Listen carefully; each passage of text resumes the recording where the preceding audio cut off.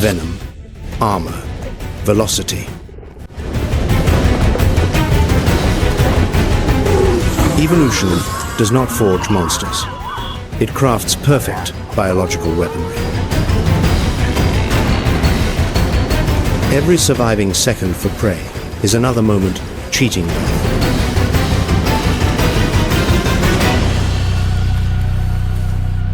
And the predators. They harbor an unyielding drive. For on these plains, the most formidable weapon can become a fatal flaw. Welcome to WildVerse, our journey into the natural world's most magnificent mysteries.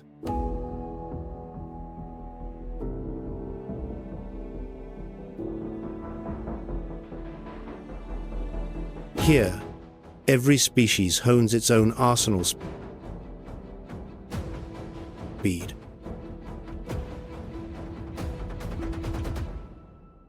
Shielding,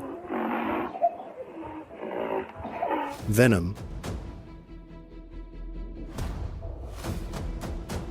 or pack strategy.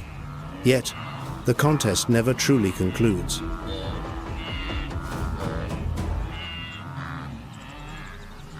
Hunters innovate, prey adapt.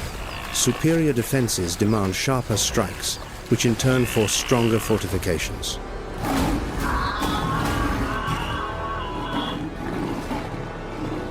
This is the tale of Earth's most enduring arms race, where each triumph merely prefaces the next defeat.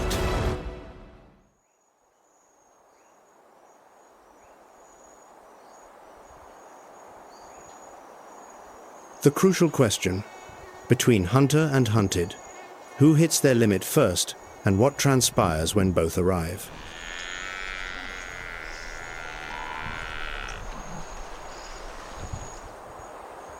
But velocity is not the sole solution. The savannah is about to prove this.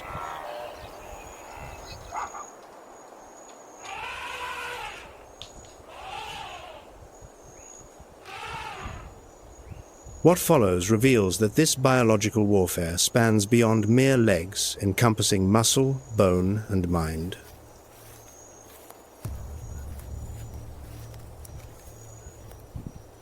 The cheetah's anatomy is an engineering marvel, sculpted over 40 million years for pure speed, but celerity extracts a toll.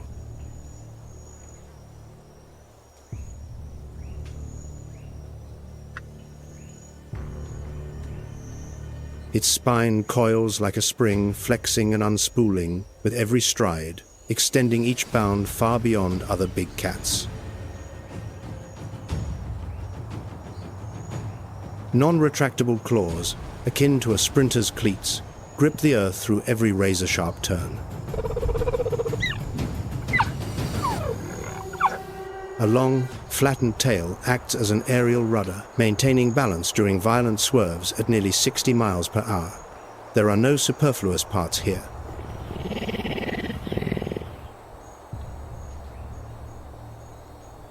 In 3 seconds, a cheetah accelerates like a high-performance sports car. Unlike a machine, however, its body overheats within 20 seconds.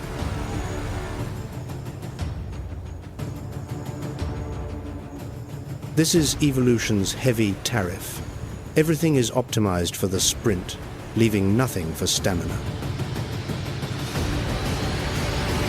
A hunting cheetah's heart races at 250 beats per minute, the rhythm of an engine burning at maximum capacity nearing shutdown. Fascinatingly, Royal Veterinary College GPS tracking shows wild cheetahs average merely 33 to 37 miles per hour during actual pursuits.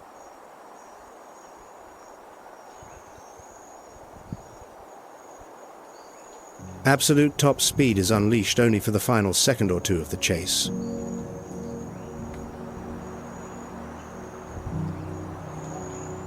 Why gift them such staggering velocity if it remains largely untapped?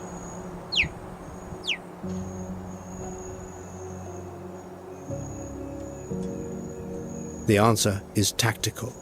3 young males, a rare coalition, coordinate to hunt a zebra foal. One drives, another intercepts, the third strikes.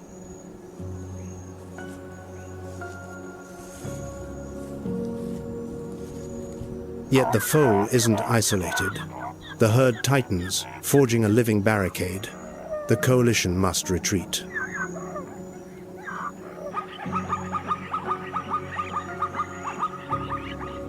Still, the brothers persist. They learn. Next time, they target a weaker, isolated individual, striking in the draining late afternoon heat.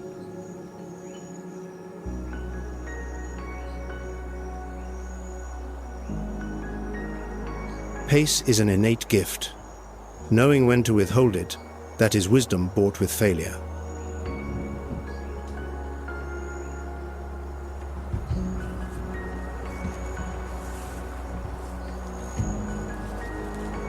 Here, failure is rarely academic.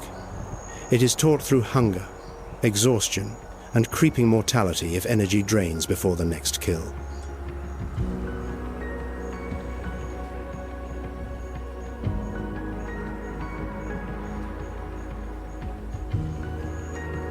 This very pressure forces natural selection to hone not just predatory muscle, but the predatory mind.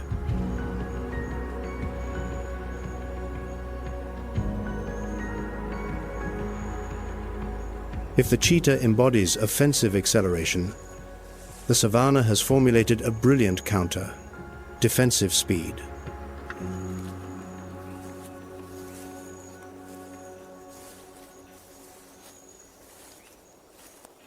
A 660-pound plains zebra sprints at 40 miles per hour, sustaining roughly 30 miles per hour over substantial distances.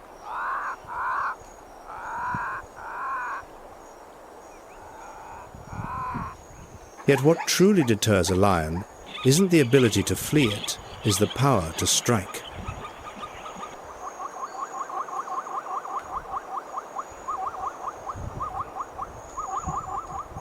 A zebra's kick is no simple reflex. It is a biological munitions system, refined over millennia.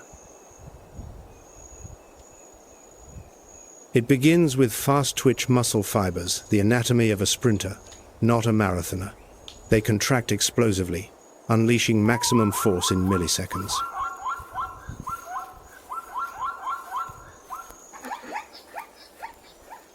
Next is the spring mechanism. Digital tendons and calf muscles act as coiled springs, storing elastic energy to release simultaneously. The kick employs not just brawn, but pure physics.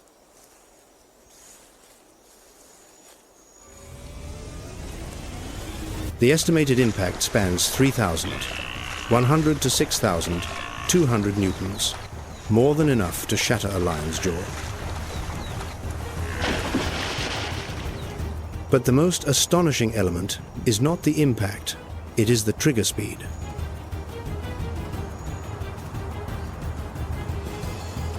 Driven by a polysynaptic spinal reflex, the signal bypasses the brain, igniting the strike before conscious thought even processes the threat.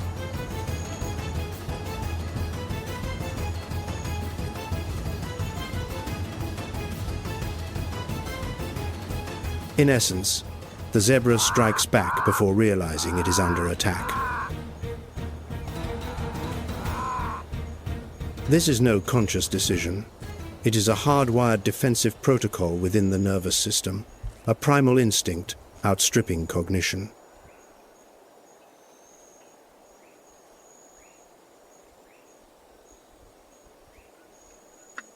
The consequence runs deeper than physical trauma. One blow fundamentally alters how lions evaluate their quarry.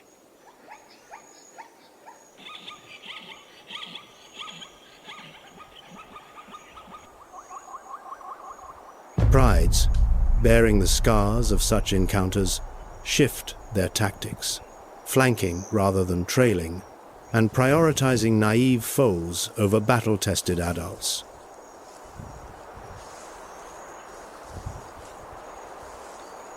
Genetics shift across generations.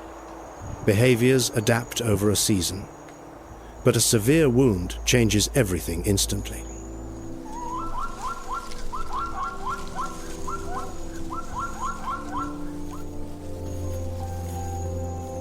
This is adaptation at its most immediate, bypassing evolutionary timelines. It merely requires one perfectly timed strike.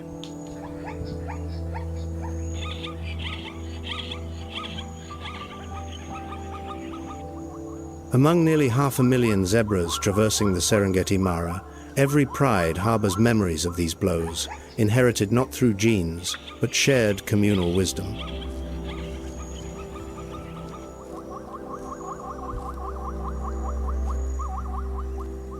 The lesson refreshes annually, and annually, the lions must rewrite their playbook.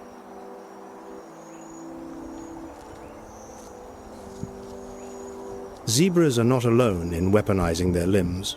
Another creature walks here vastly larger, delivering devastating force in a forward trajectory. The ostrich is bound to the earth, yet nature offered a unique compensation. The flight muscles of its avian kin are instead packed into its formidable legs.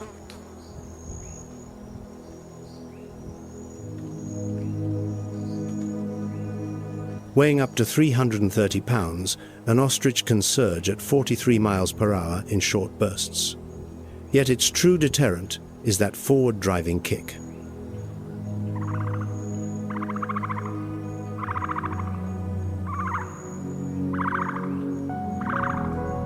Unlike the backward thrust of equines, it strikes forward, utilizing powerful antagonistic muscles entirely devoted to the strike.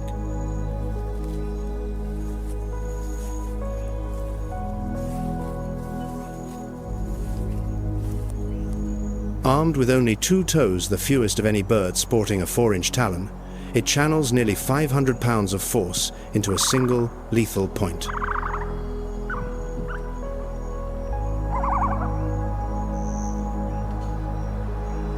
The lions absorb this lesson swiftly. A few violent encounters teach them exactly who to avoid.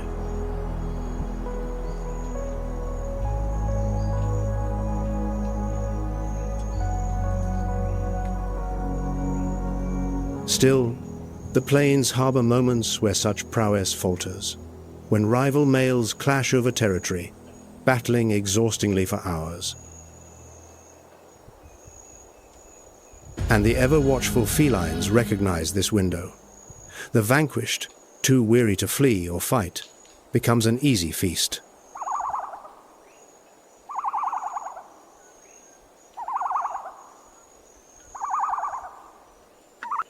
In the wild, even ultimate weapons have boundaries. An apex predator merely waits for them to fray.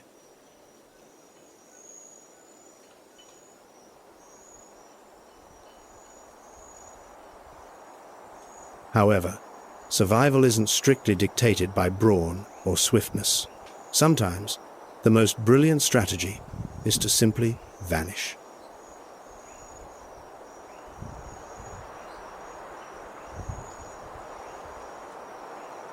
When a newborn gazelle lies motionless in the tall grass, it is not resting. It is deploying nature's most sophisticated evasion tactic, absolute invisibility.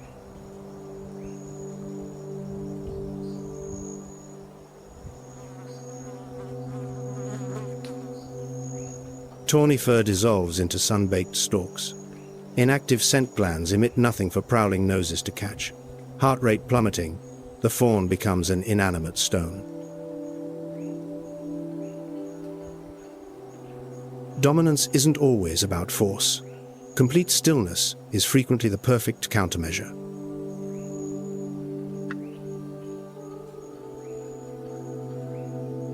Should a cheetah spot the infant, the dynamic shifts instantly. The mother charges forth not to combat, but to act as a decoy, luring danger away.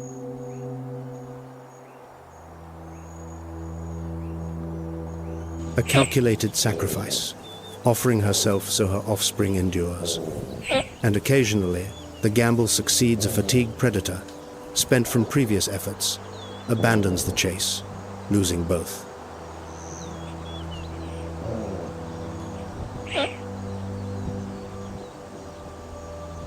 But what occurs when a creature is too massive to sprint, too heavy to conceal?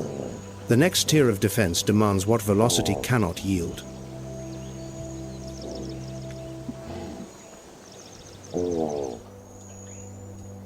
Armor, might, and unbreakable ranks.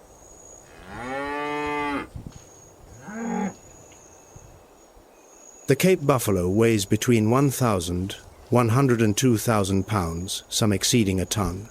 These are not beasts that flee. They stand, and they fight.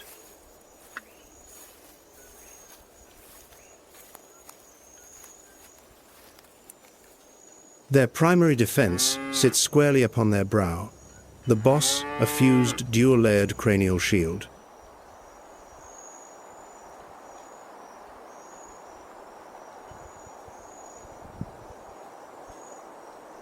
An exterior of dense keratin absorbs shearing impact. Beneath lies calcium-fortified bone, engineered to withstand immense compression.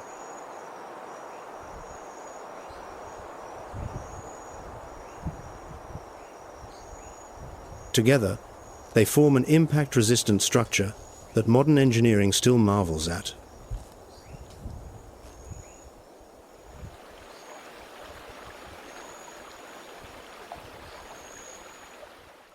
A lion's bite force hovers around 1,100 to 1,800 newtons, drastically insufficient to pierce an intact boss.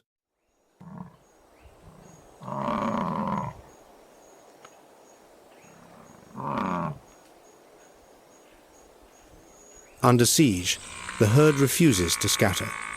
They form a defensive rosette, presenting a formidable perimeter of horns and hooves to all adversaries.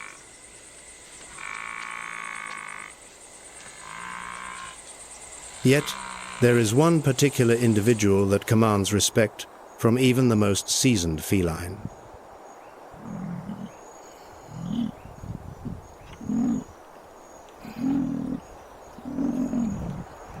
The Dagger Boy, an aging, solitary bull, expelled for excessive aggression.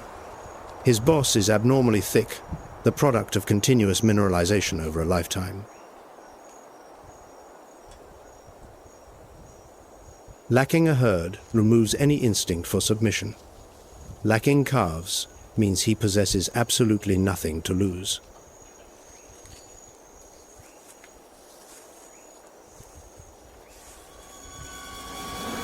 Unlike the herd which waits to be engaged, the lone bull preempts the ambush. He charges before the pride can even assemble their trap.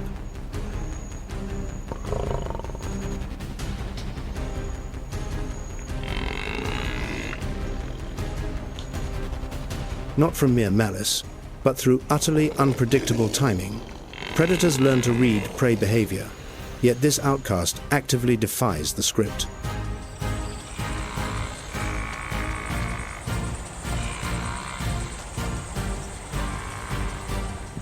This is the arms race incarnate. Buffalo stand as the leading cause of lion mortality in over 2 decades of Kruger National Park monitoring.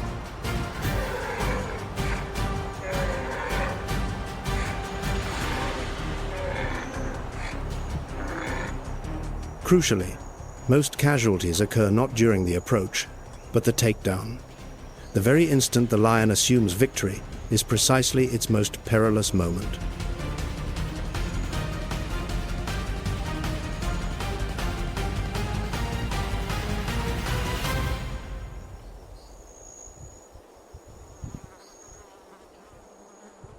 Under darkness, the equation shifts.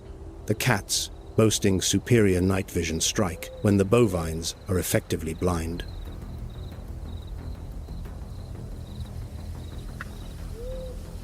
The herd counters through staggered slumber, ensuring watchful sentinels remain alert.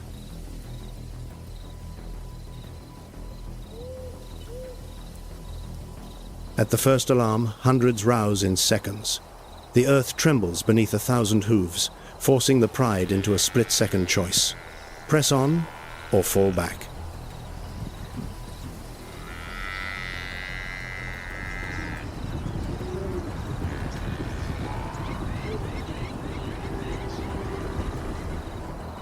Most retreat. A single misstep in the blackness, a slip, a grazing horn turns the hunter into the harvested before dawn.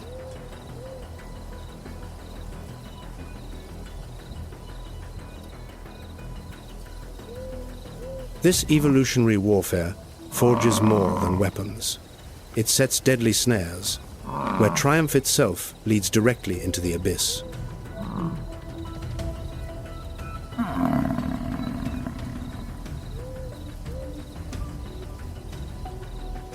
A pride's overall success rate is a mere 17 to 25% against the Cape buffalo. The odds plummet significantly lower.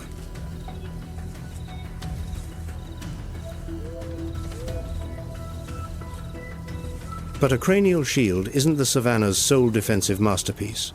At the opposite end of the spectrum, another giant turns sheer altitude into an impenetrable fortress.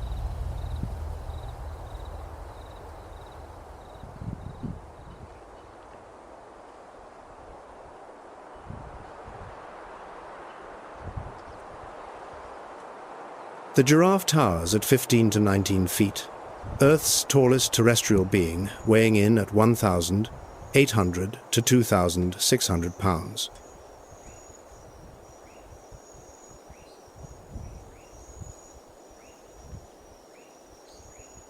Daily, it consumes 65 to 165 pounds of leaves and tender shoots.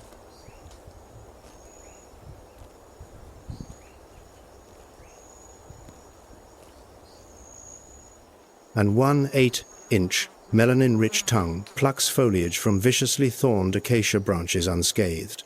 Foraging commands up to 20 hours of their day.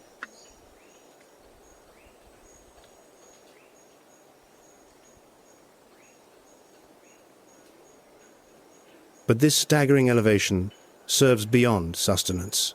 It is a towering defense.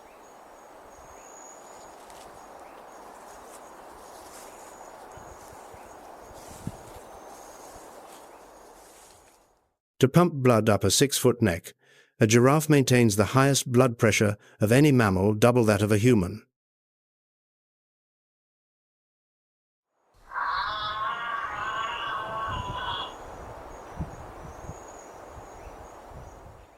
A 2 5-pound heart with heavily muscled walls circulates 16 gallons of blood every minute. One-way valves in the jugular prevent rushing blood from overwhelming the brain when stooping to drink. Without them, every sip would induce an aneurysm.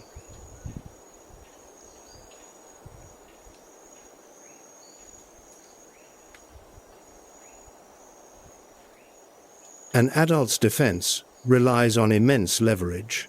Sweeping legs generate lethal, bone-crushing force, far exceeding any predator's tolerance.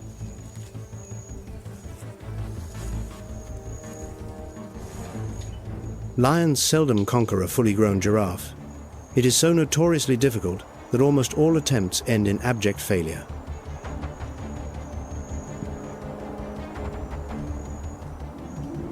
Taming a towering adult requires half a dozen felines acting in flawless concert, clinging to flanks, grappling legs. The exhausting struggle can last for hours.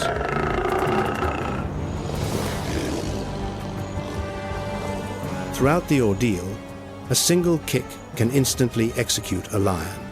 The brutal arithmetic always favors the giant.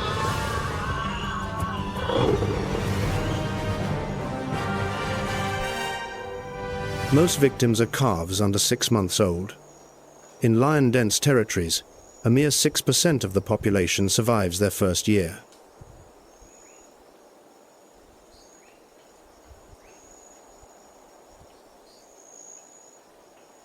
Where lions are absent, that survival rate skyrockets to 34%.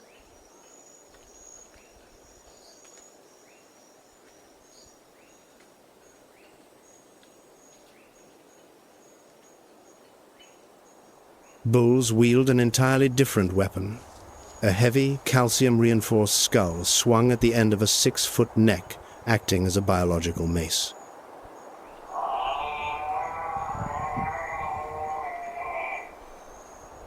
necking their territorial combat ranks among the most visually jarring and violent clashes on the African plains.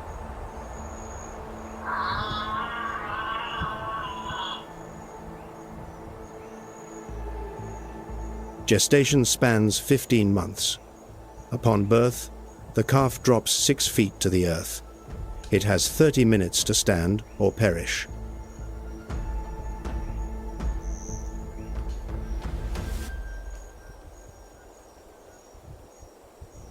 Spotted hyenas constantly menace these vulnerable young, yet a mother weighs nearly a ton, and her plunging hooves carry kinetic energy sufficient to pulverize a spine.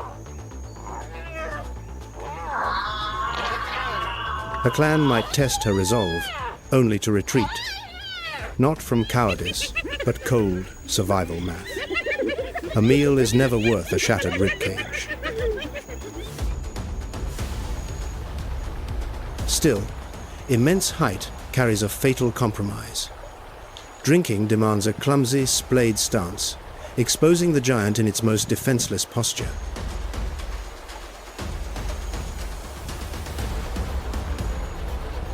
And there, lurking at the water's edge, an ancient shadow has waited patiently for millions of years.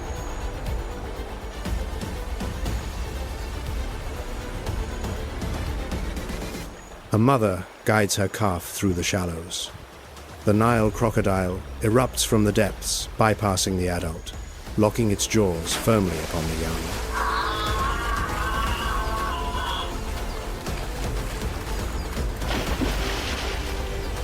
The tragedy of this biological arms race, the ultimate defensive weapon under the wrong circumstances, becomes an instrument of ruin.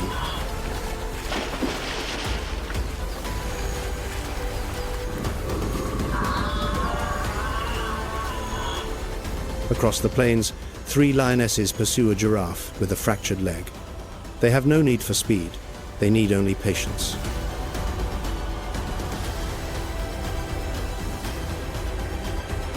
The giant still attempts to strike, but with a shattered limb, the crucial leverage is compromised. The physical equation has entirely shifted.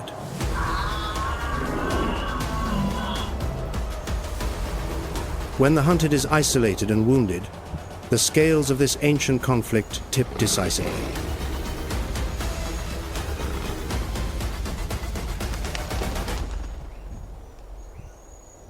Every evolutionary triumph comes with a caveat, and the savannah never fails to deliver that harsh reminder.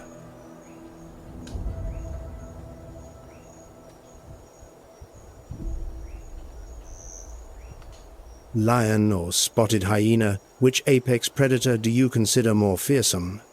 Share your thoughts with us in the comments.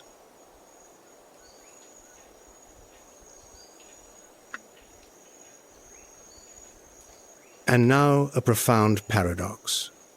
The wildebeest lacks the solid, fused cranial shield of the Cape buffalo.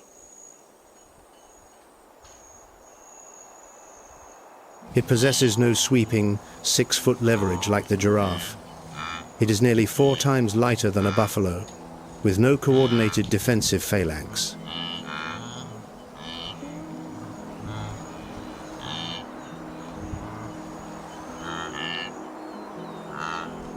Why, then, does this creature boast a survival rate vastly superior to many of its peers?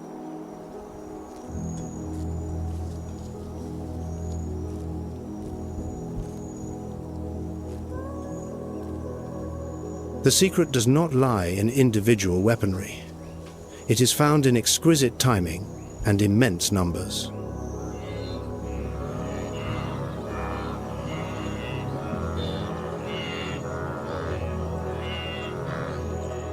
One and a half million wildebeest undertake a 500-mile circular migration across the Serengeti Mara ecosystem annually. It is the greatest terrestrial journey on our planet.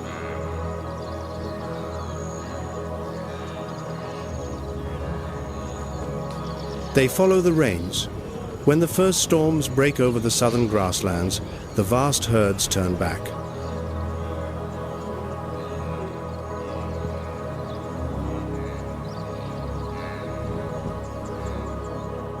As the southern grazing is exhausted, they pivot north. The cycle repeats year after year without deviation.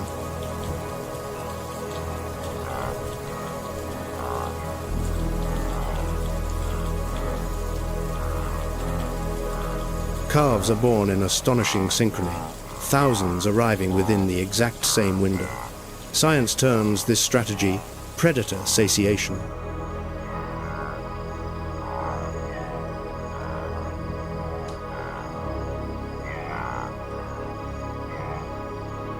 When an ocean of young appears simultaneously, no predator, regardless of their numbers, can consume them all. The vast majority survive not through strength, but because their hunters simply cannot eat another bite.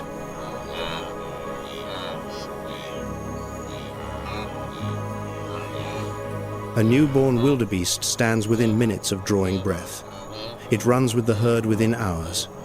There is no time for a childhood on these plains.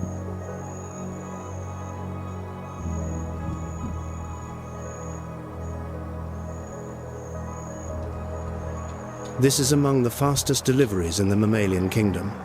The mother swiftly cleans her calf to erase its scent. Mere minutes of delay offer prowling spotted hyenas a fatal advantage.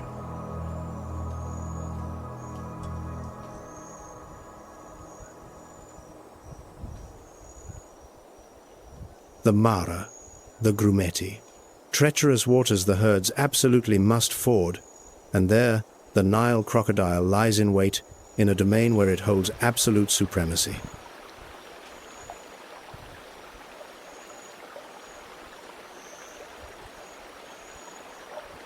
Submerged, synchronization means nothing. Sheer numbers offer no shelter. Every animal that steps into the current is suddenly, terrifyingly alone.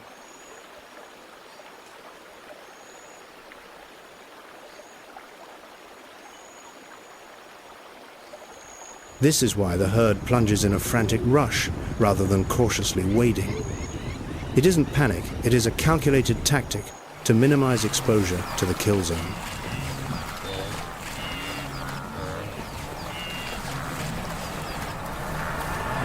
Water erupts into white spray. Bellows echo across the banks. A crocodile lunges from the depths, 660 pounds of prehistoric muscle firing into the throng. A single vice-like grip. A lethal death roll. The victim is dragged under before it can cry out again.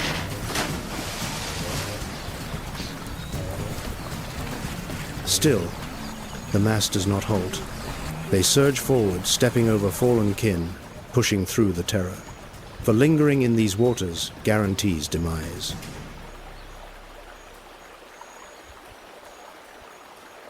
Roughly 250,000 wildebeest perish each migration, claimed by drowning, broken limbs, crushing jaws, or the lions ambushing the far shore.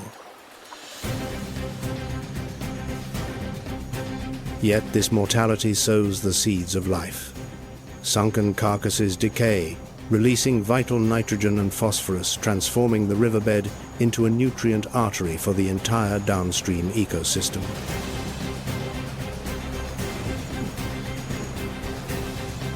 Fish, algae, wading birds all inextricably depend upon this great passage.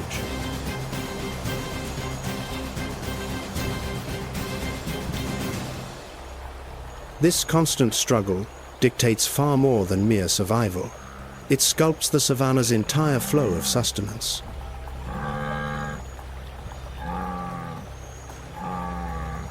However, 2025 Oxford University research poses a grave question.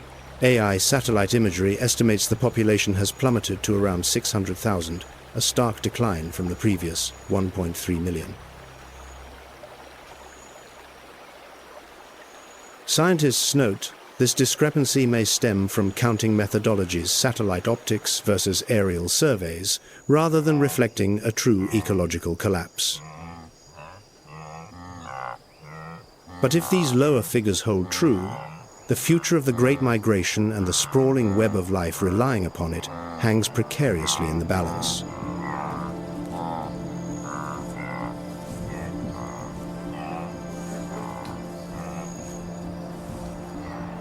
Synchronization only thrives with overwhelming mass. Should the population dip below a critical threshold, satiation fails. Then, every newborn will face its hunters completely unshielded.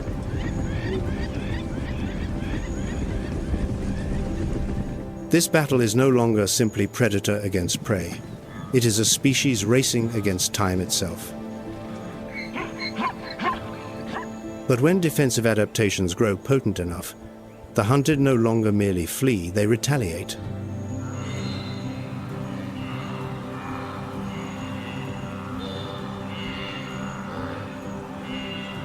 And that changes absolutely everything.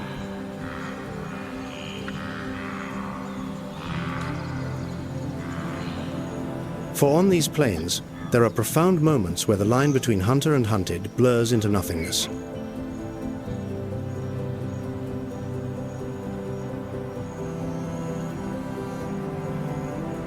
When the prey becomes the aggressor, this evolutionary saga enters an entirely new chapter.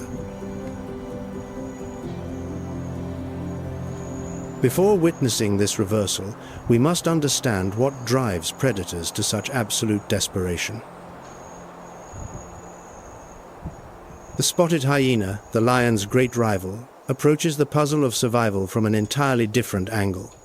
It relies not on explosive power, but on inexhaustible endurance. A spotted hyena's heart accounts for nearly 1% of its total body weight, an unusually massive proportion for any carnivore.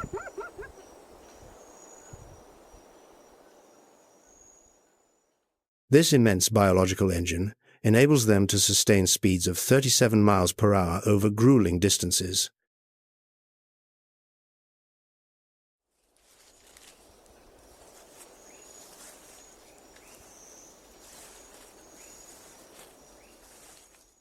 Boasting a bite force of roughly 1,100 pounds per square inches, sufficient to pulverize a buffalo's femur. And during coordinated hunts, their success rate soars to 74%, triple that of the lion.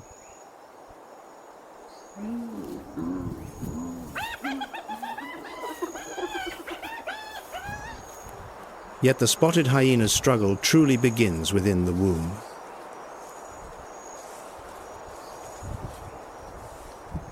Siblicide, the fatal conflict between siblings, was once estimated at around 25%, though modern science recognizes this, fluctuates with environmental pressures.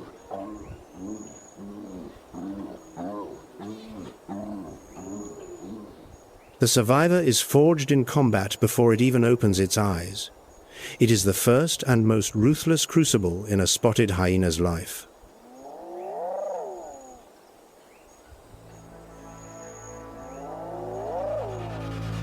A clan targets a giraffe calf. The infant bolts. The mother blocks the path. Her stomping hoof, driving 1,700 pounds of kinetic energy, crashes down. Hyena ribs shatter.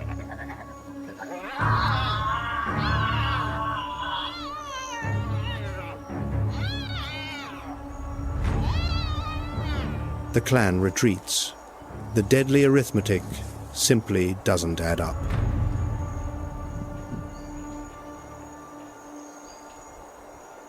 And the lions?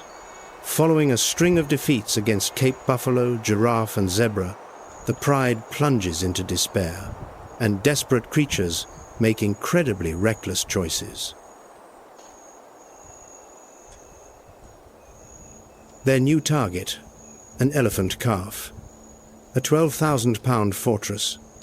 It demands absolute patience and chilling ruthlessness for a pride to pry a calf from its herd.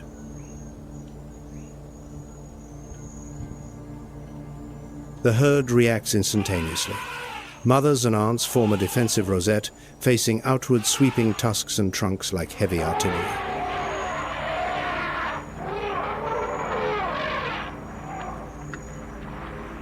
£12,000 multiplied by 60 tons of living armor.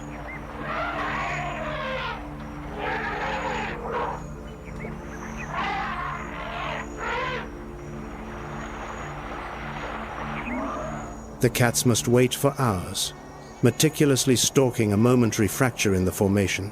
Should they succeed, if they succeed, the toll is invariably devastating.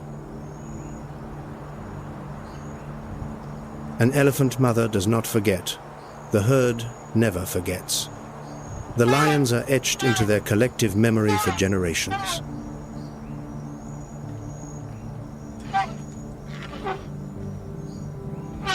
But the immediate cost is far more agonizing. While the lionesses commit entirely to the battlefield, their cubs are left utterly unguarded. It is a fatal breach in their defenses, and in the wild, such a breach is never ignored.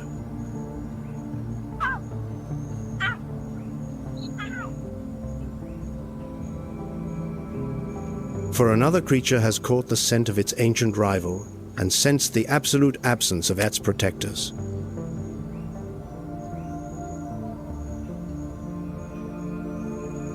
A Cape buffalo herd drifts through feline territory. Flared nostrils catch a scent not of impending danger, but of pure opportunity. The unmistakable odor of lion cubs, entirely unprotected by adults.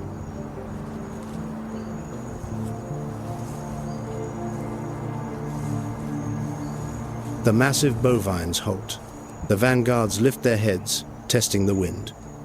A cold evolutionary logic activates within a species that has battled these cats for millennia.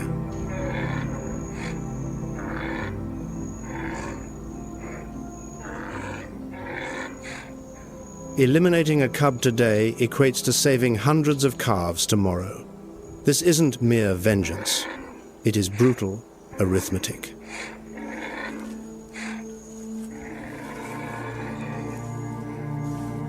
The herd advances. No hesitation, no remorse.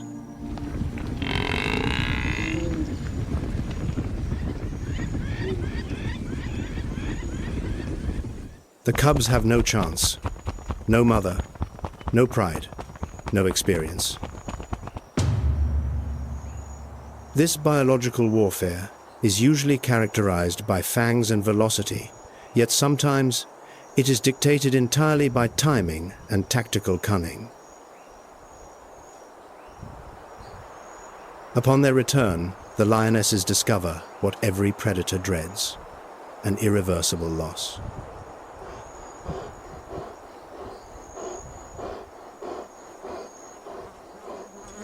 Pure fury erupts. They charge the Cape buffalo not to feed, but to retaliate. Eyes blazing, roaring into the wind, abandoning every disciplined tactic they have ever known. But unbridled rage is the enemy of reason on any battlefield. The herd does not panic. They lock into a phalanx, the most impenetrable shield wall on the savannah. Sweeping horns face outward, flanks pressed tightly together, leaving absolutely no gap. The lions strike. They are violently tossed aside. They charge again. They are brutally kicked. A third assault sees them forcefully driven backward by the unified mass.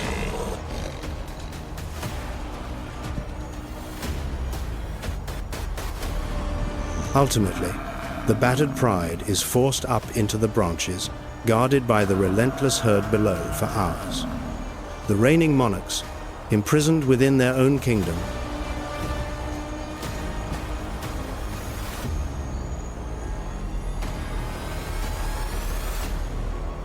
today, the hunter has become the hunted. This arms race boasts no finish line.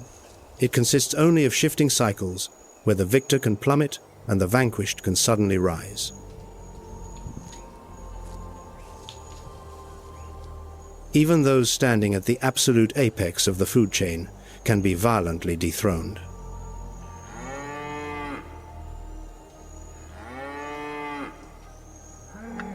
The agony of lost offspring, uncontrollable wrath, defeat against a disciplined defense. 3 brutal chapters in a single day, written entirely in blood.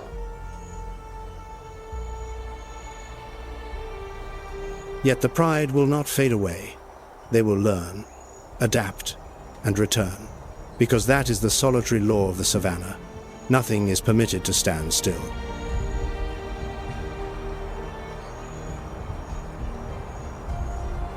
And the Cape buffalo understand this intimately. Today's stronghold guarantees no safety for tomorrow unless the next generation is rigorously prepared.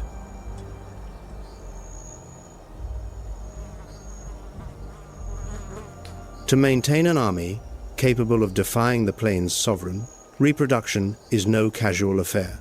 It is a calculated military strategy.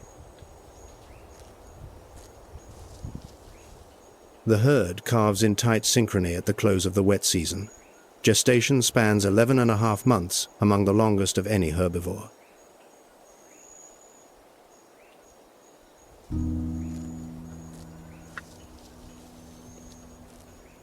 Every single day within the womb is another day of dense muscle being meticulously woven.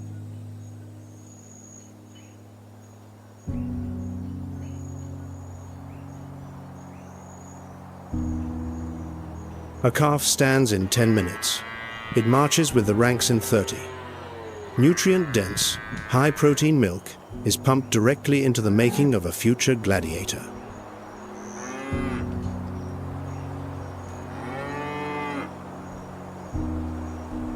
The calf's placement, the dead center of the phalanx.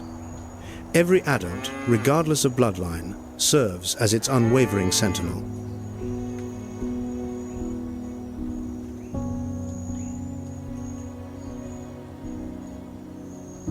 Every offspring born today is a spear leveled at the predators of tomorrow.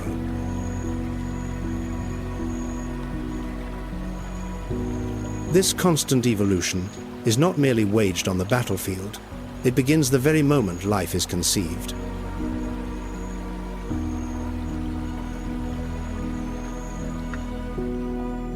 And across this vast landscape, in shadowed corners where lenses rarely reach, a generational conflict is silently unfolding.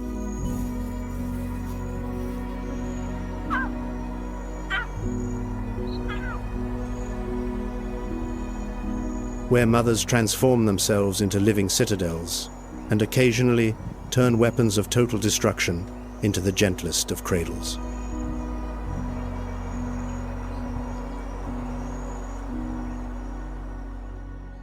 The Nile crocodile, boasting an estimated bite force of 5,000 pounds per square inches, among the most devastating in the reptilian realm. The perfect ambusher, an apex killer practically unchanged for 200 million years.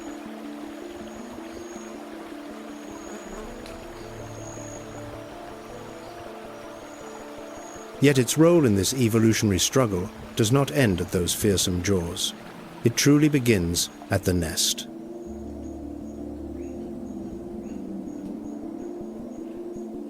Soil temperature commands gender. 88 to 91 degrees Fahrenheit yields males. Anything above or below, females. The species' entire future hangs upon a natural thermometer.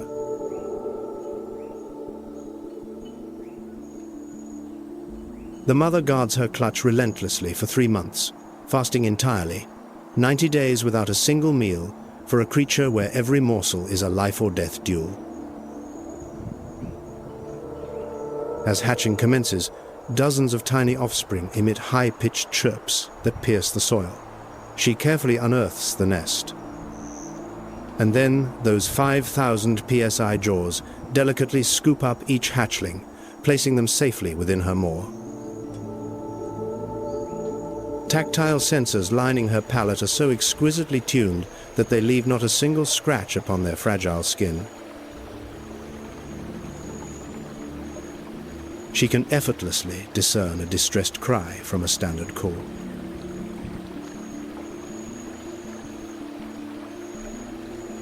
Though infant mortality remains staggering due to rival predators and the elements, her devotion exponentially boosts their odds compared to unguarded nests.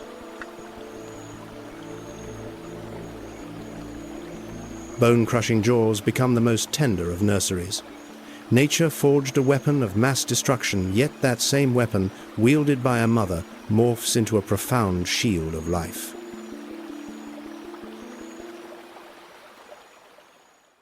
The hippopotamus, averaging 3,300 pounds, with massive bulls exceeding 4 tons, wielding 2 0-inch tusks. Unquestionably one of Africa's most lethal creatures to mankind.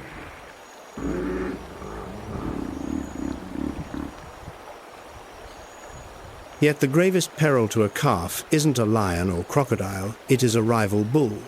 Infanticide eradicating a competitor's lineage is a brutally common reproductive strategy.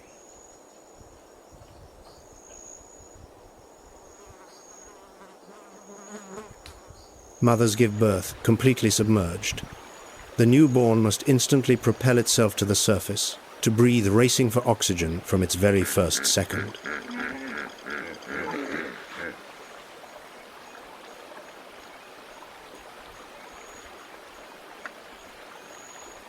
She nurses underwater. The calf clings closely to her flank, shadowed by a towering wall of living flesh.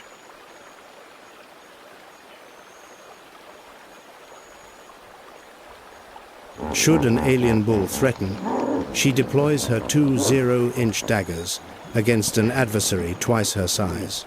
This is not mere physical brawn. It is the raw power of a creature backed into a corner. She can unhinge her jaws to nearly 150 degrees, the widest gape of any terrestrial mammal. Her lower canines grow continuously, naturally honing themselves against the upper teeth, a self-sharpening biological armory.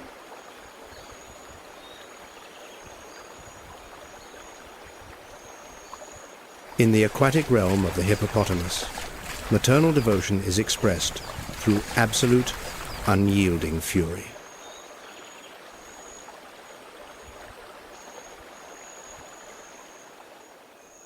The black rhinoceros, enduring a 15 to 16-month gestation nearly rivaling the elephant, every single calf represents a colossal biological investment.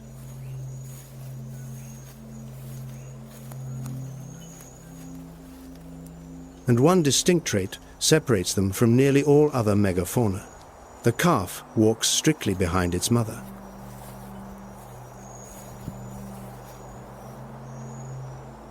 In white rhinoceroses, the young lead the way. But the black rhino mother marches first, forging the path, smashing through dense brush, clearing all obstacles.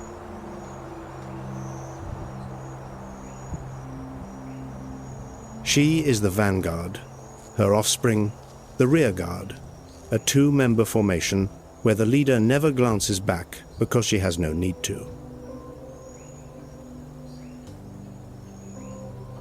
Their eyesight is notoriously poor. Anything beyond 100 feet dissolves into a blur. Consequently, their default setting is simple: charge first, ask questions later. This legendary aggression stems not from malice, but from a cruel evolutionary blind spot.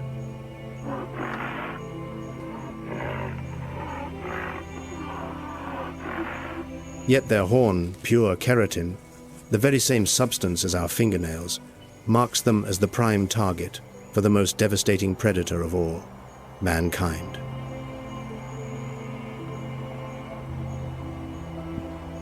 Their daily struggle now pits them not merely against lions or spotted hyenas, but against rifles and snares, a modern onslaught that natural selection simply cannot outpace. Genetics shift over generations. Behaviors adapt across a single season, but a poacher's bullet changes an entire lineage in a heartbeat.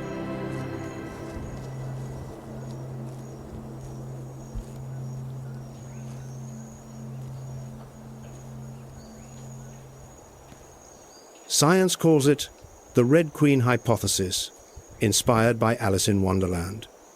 A species must constantly adapt just to maintain its current standing, because the entire ecosystem surrounding it is doing exactly the same.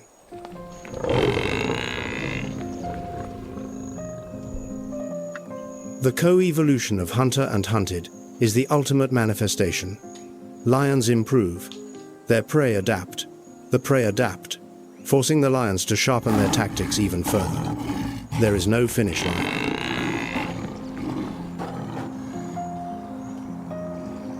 That is precisely why the lion still roams here, surviving millions of years, despite failing 3/4 of the time. And it is why the plains zebra still grazes, surviving millions of years of daily, exhausting pursuit.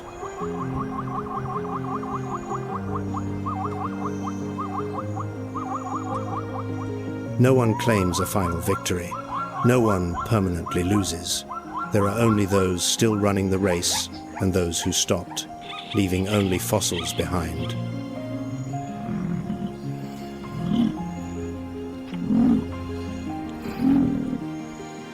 Nature's grand marathon holds no ultimate champion. It only holds those who refuse to stop. Thank you for journeying with us on WildVerse. The natural world harbors countless more stories waiting to be discovered, epic tales of this unending marathon. We shall see you on our next expedition.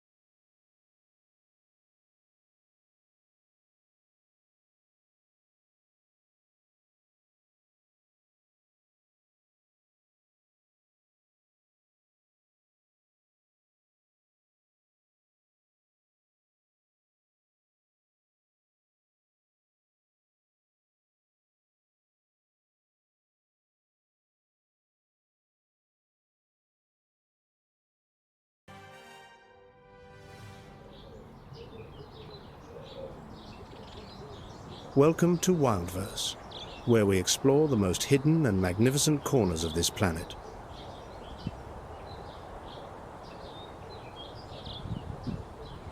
Under the scorching midday sun of the East African savanna, not a single cloud offers shelter.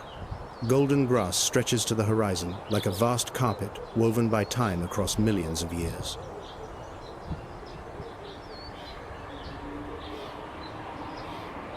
Hot wind sweeps across the short, dry season grass, carrying the scent of cracked earth and sun-bleached pollen. Heat shimmers rise from the ground like invisible curtains.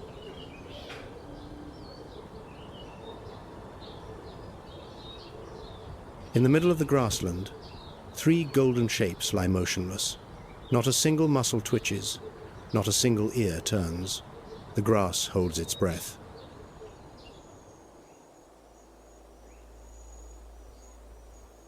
Three lionesses press themselves flat against the ground, fur blending with the withered grass, eyes half open waiting. They have been here since before noon.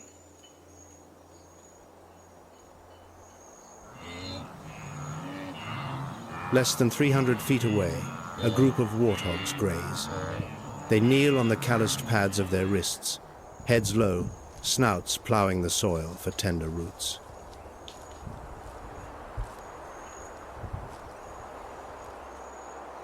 Each adult warthog weighs between 130 and 330 pounds, shoulders standing roughly 25 to 33 inches high, far shorter than the predator stalking them.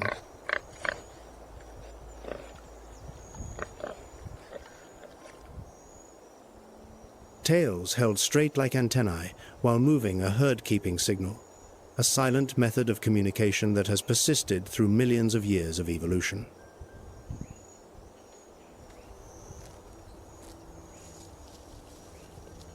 But today, that signal arrives too late. The wind carries it in the wrong direction.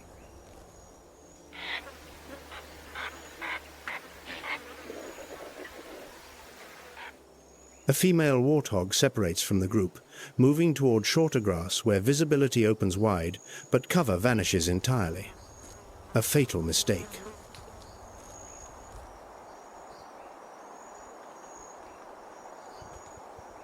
The lioness on the left flank begins to move, belly pressed to the earth, each step measured like a heartbeat.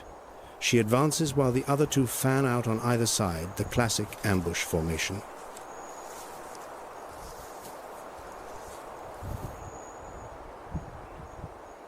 "30 feet, 20 feet. Dry grass rustles beneath her belly. The warthog lifts its head for an instant, then lowers it again. 10 feet.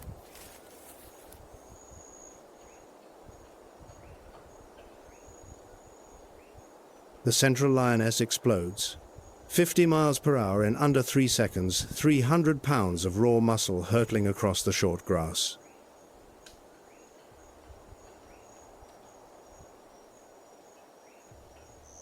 The warthog bolts at 30 miles per hour, cutting sharp, unpredictable angles, but the distance is already too short. Physics favors the hunter.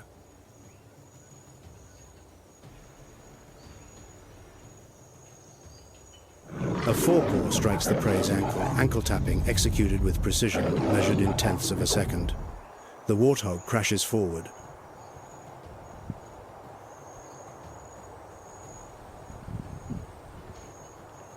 Jaws, delivering 650 psi of bite force clamp around the throat. The chase ends in under 8 seconds. The savannah barely noticed.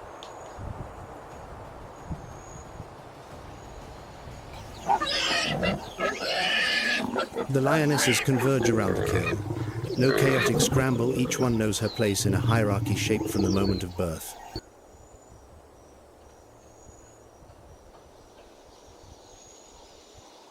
Yet the hunt just witnessed is the exception. Most lion hunts unfold under the cover of twilight, when the savannah cools and shadows lengthen.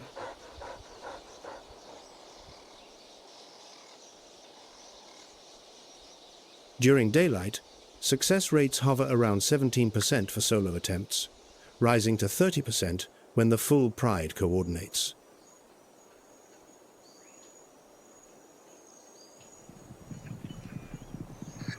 The dry season forces the gamble. Shorter grass means clearer sight lines for both sides, hunter and hunted alike. Every advantage is temporary.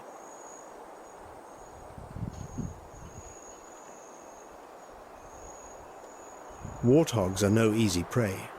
Upper tusks grow up to 10 inches long, and old males can carry curved tusks reaching 24 inches.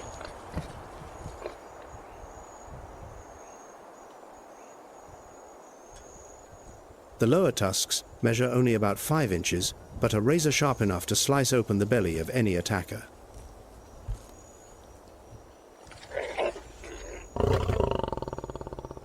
And they possess a defensive tactic few species can match. When pursued, a warthog dives into its burrow backward rump first, face turned outward, tusks aimed directly at the enemy.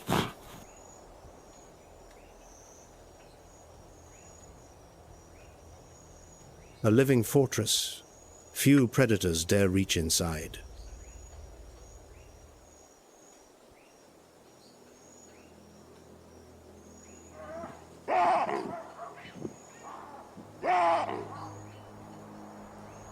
Lion's the only cat on Earth that lives in organized social groups.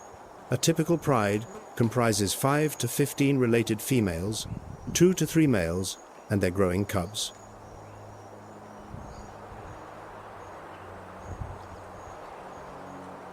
Males patrol the territory. Their dark manes a badge of high testosterone and robust health. The blacker and thicker the mane, the more formidable its bearer appears to allies and rivals alike.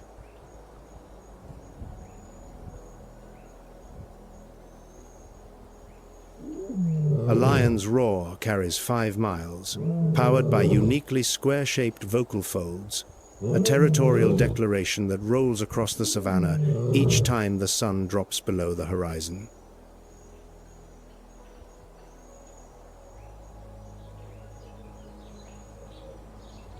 But strength does not guarantee survival.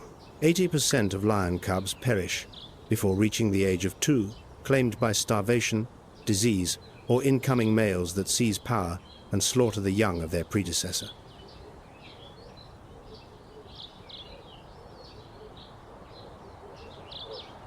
The International Union for Conservation of Nature lists the lion as vulnerable. Only 20,000 to 23,000 individuals remain in the wild, a decline exceeding 43% in just 2 decades.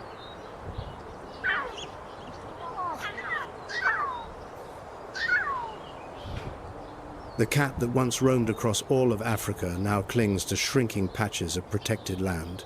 Fences replace horizons. Roads carve through territories.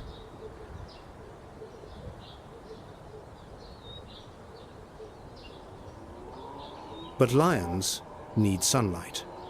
They need open savanna. They need clear sightlines. Without these, they are diminished.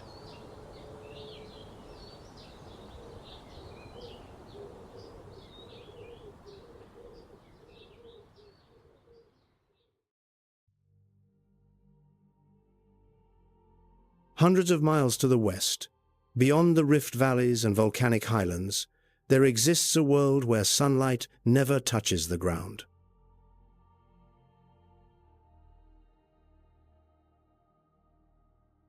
The Congo River, 2,920 miles long, the deepest river on Earth, with points plunging beyond 720 feet winds through the heart of Africa like a boundary drawn in the earliest ages.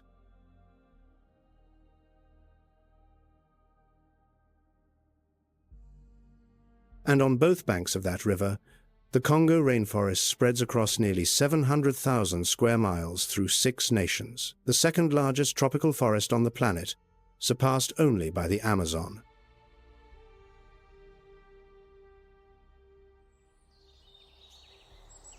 Here, perpetual shade holds dominion. Light cannot penetrate a canopy stacked 3 and 4 layers deep. The air hangs heavy with moisture, rich with the scent of rotting wood and living moss.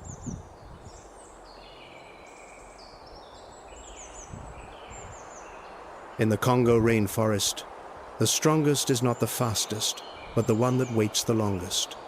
Speed is irrelevant here.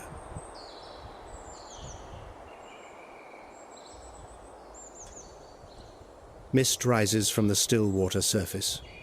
Reeds taller than a grown person line the swamp in dense ranks. Not a single ripple disturbs the glassy calm.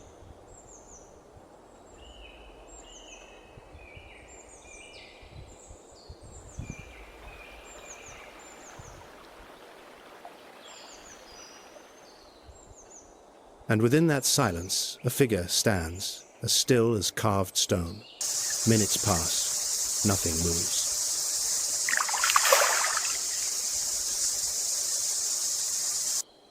The shoebill, 3.5 to 4.5 feet tall, wingspan stretching 8.5 feet. It stands on long legs in shallow water, completely motionless.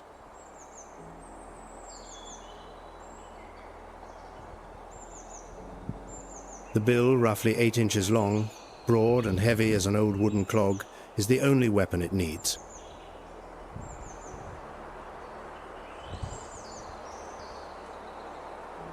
It does not stalk.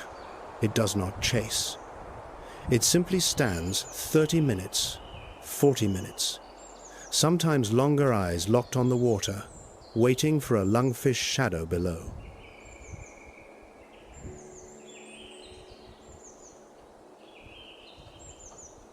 Patience in its purest form, a strategy older than any mammalian brain.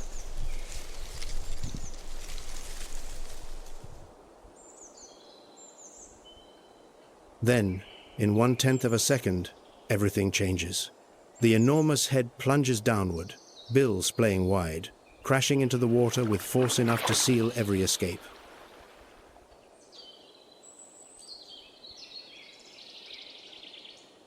The lungfish thrashes inside a bill that snaps shut like a steel trap. The shoebill clamps down, shakes off the water, swallows, then returns to its position, motionless, as if nothing had occurred.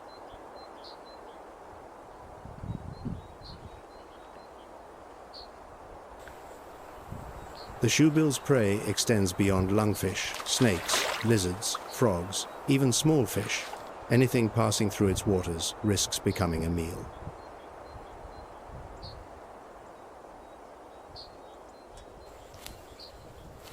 It is the lungfish, that primordial fish, equipped with actual lungs, forced to surface for air that betrays its own position. Each time the fish rises, a ring of ripples spreads outward, and the shoebill counts.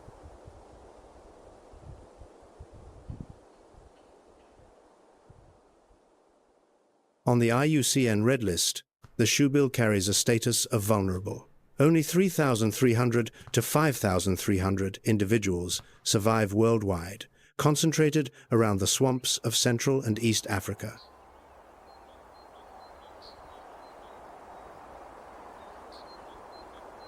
The shoebill's presence serves as a barometer of wetland health. Where the shoebill persists, the freshwater ecosystem remains intact.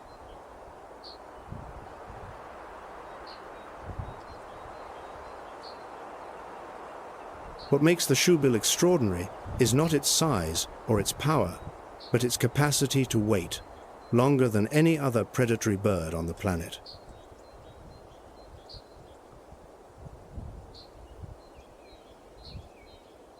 In a world where speed often determines the victor, the shoebill proves that absolute stillness is also a masterpiece of evolution.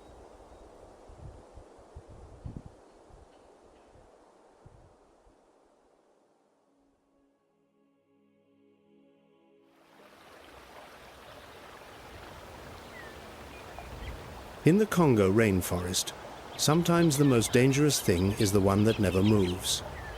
Stillness here is not passive, it is predatory.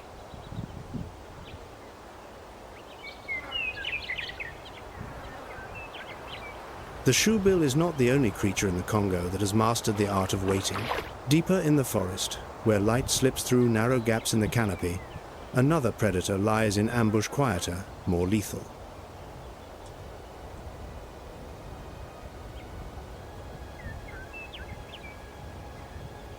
In the lowland forests of northeastern Congo, the canopy grows so thick that the sky disappears.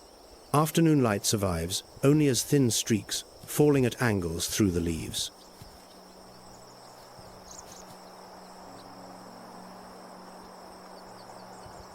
In the middle of broad daylight, submerged in that dark green world, a tawny brown shape lies motionless on a branch 15 feet above the ground.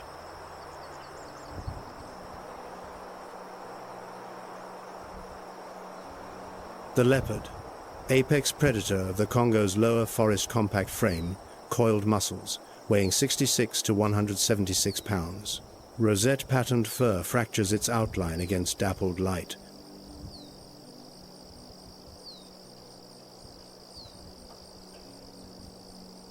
If the lion is the one that explodes across open savanna, the leopard is the one that vanishes beneath layers of somber foliage.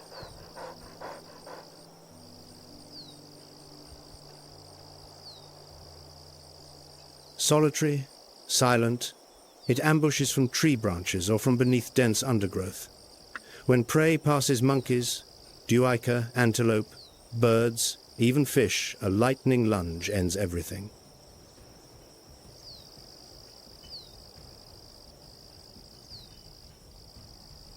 And then comes what no other great cat can accomplish.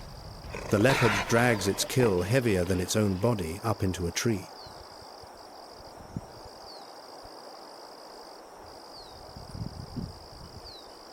One limb at a time, fangs locked into the prey's neck, shoulder and neck muscles straining as it climbs vertically 10, 15, 20 feet upward.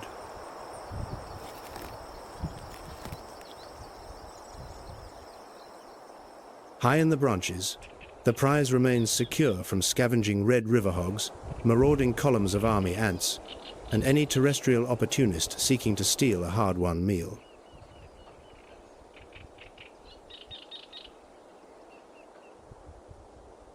Lions hunt with the power of the pride under open sun. Leopards hunt with invisibility beneath tangled shadows. Same great cat family, two survival strategies in complete opposition.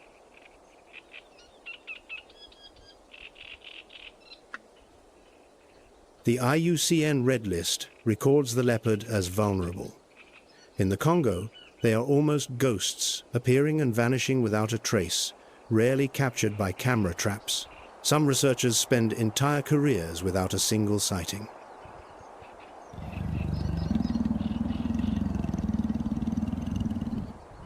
The shoebill's patience lies in stillness. The leopard's patience lies in invisibility. Two philosophies, same result.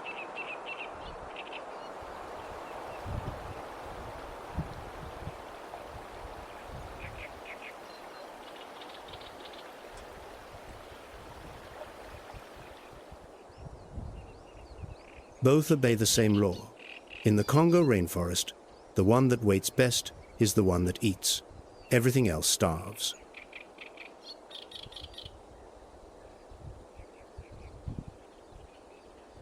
The leopard is not the only resident here. At higher elevations, where mist blankets the slopes and temperatures fall, an enormous dark shape moves slowly through damp moss.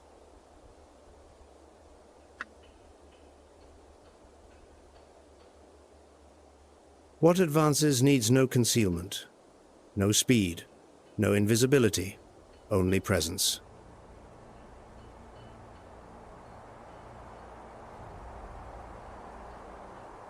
The Virunga Mountains. Mist wraps around moss-covered volcanoes at elevations ranging from 7,200 to 14,100 feet. 8 volcanoes in a chain, 2 still active.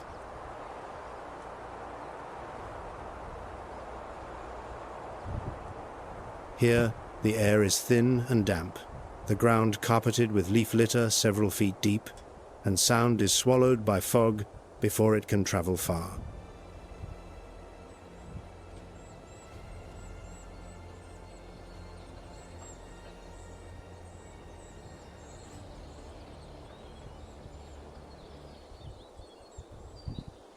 A massive frame emerges through the undergrowth, silver gleaming along the back through the mist, a silverback.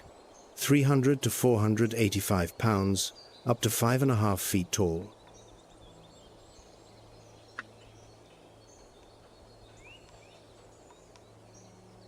The mountain gorilla, the largest living primate on the planet, and one of the species that compels humans to question the line between us and them.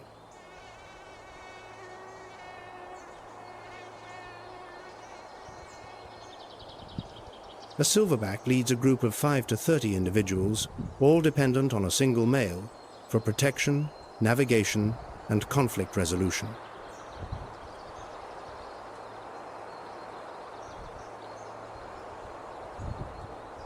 Each morning, the group wakes from sleeping nests woven from branches and leaves each individual in its own nest, freshly built at the end of every day.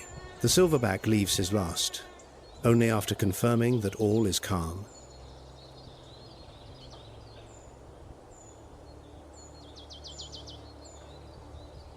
They move slowly through bamboo forest and dense vegetation, pausing to feed young leaves, bamboo shoots, roots, occasionally fruit.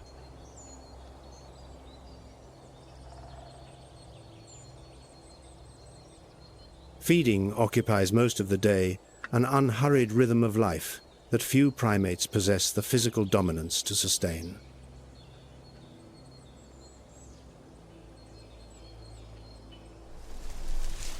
That tranquility can easily lead one to assume gorillas are gentle beyond all measure. The truth is far more complex.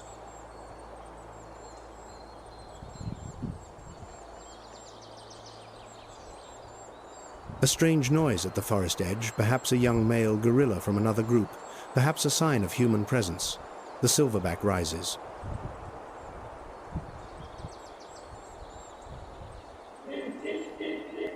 Chest inflated. 2 enormous hands pound down on the chest. The sound of chest beating carries over a mile through the Virunga mist, a deep thudding resonance like war drums.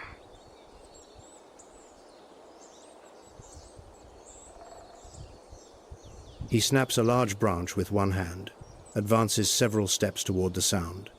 Eyes locked, shoulders coiled. This is not an attack, this is a boundary.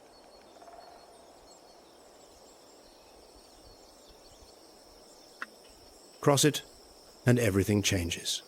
The forest knows the difference between warning and war.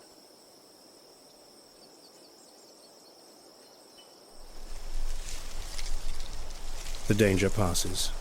The silverback lowers his shoulders, returns to the group. Females clutch their infants. Several young ones peer curiously over their mother's shoulders, eyes wide.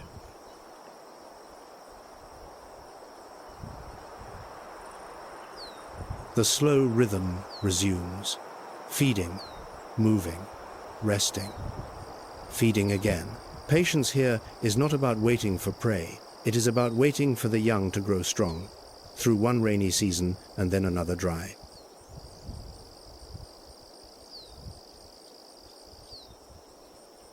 Gorilla footprints churn the soil each day, creating gaps that let light filter down to the lower-tier seedlings push upward. Their dung serves as nutrient-rich natural fertilizer.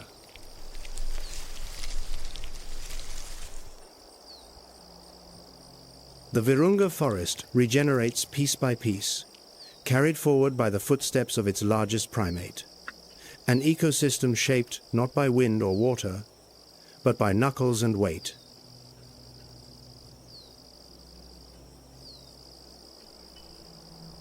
And perhaps the greatest miracle of the mountain gorilla lies in a single number, 1063.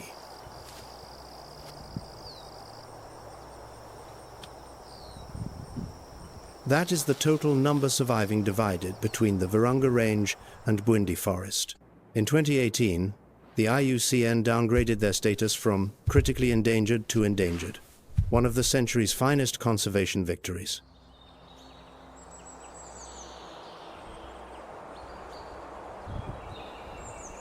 Pulled back from the brink of extinction through decades of tireless effort, rangers who risk their lives, scientists who track every individual, local communities who share the mountain.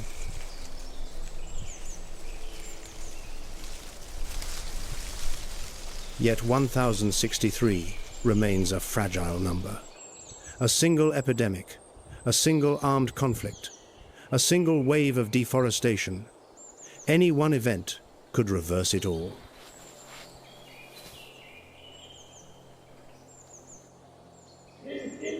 The silverback does not know this. He knows only to protect his family each day, one day at a time, a patience that spans an entire lifetime.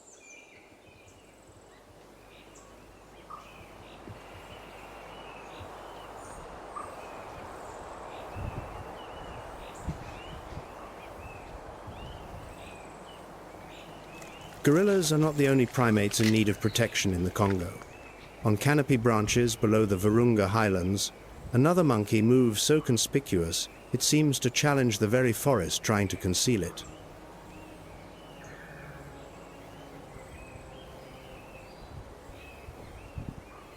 High in the canopy, 40 to 50 feet above the ground, a black and white shape launches across the gap between two branches, long white fur streaming behind like a cape unfurling in the wind.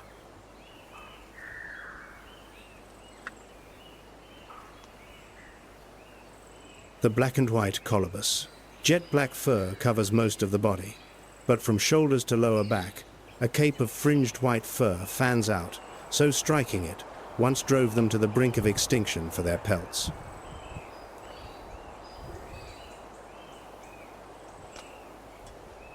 Weighing 11 to 31 pounds, a tail up to 35 inches long covered in white fur splaying out like a feathered brush used as a rudder when leaping between branches 50 feet apart.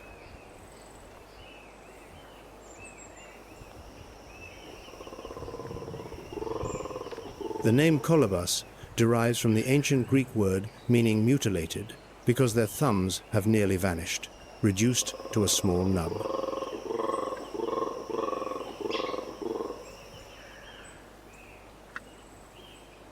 Evolution traded the gripping thumb for brachiation speed. Four-fingered hands transformed into perfect hooks, grasping and releasing branches in the blink of an eye.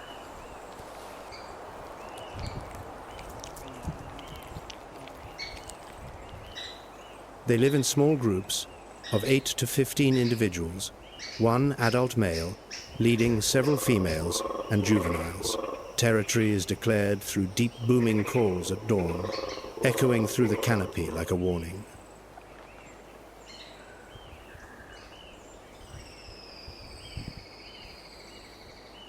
What makes the black and white colobus irreplaceable in the Congo forest lies in its stomach, not in speed, not in strength, in digestion.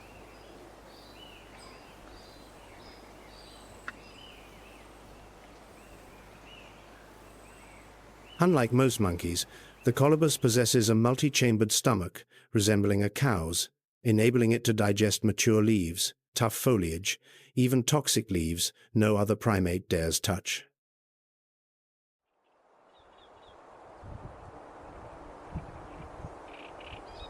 They are the most specialized leaf eaters in the primate world. While gorillas feed on bamboo shoots and leopards stalk prey on the ground, colobus monkeys process the leaves that the Congo produces in surplus yet few can consume.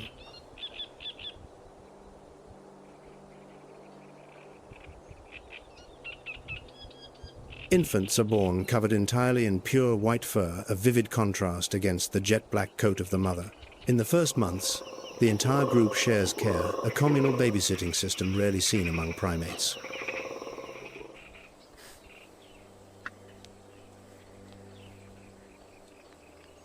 The white fur of the young gradually darkens as they mature, as though the somber depths of the Congo slowly seep into every fiber, a transition that takes roughly 5 months.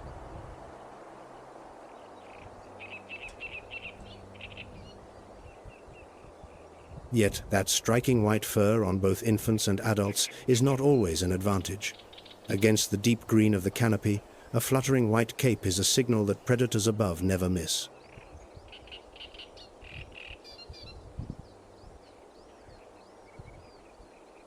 And that predator is circling silent, patient, with eyes capable of detecting a small movement from hundreds of feet away.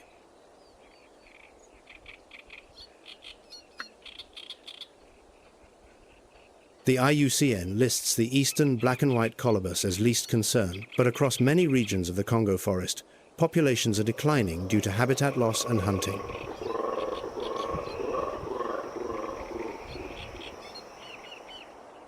Gorillas protect their families through sheer physical dominance. Colobus monkeys protect themselves through brachiation, speed, and constant vigilance.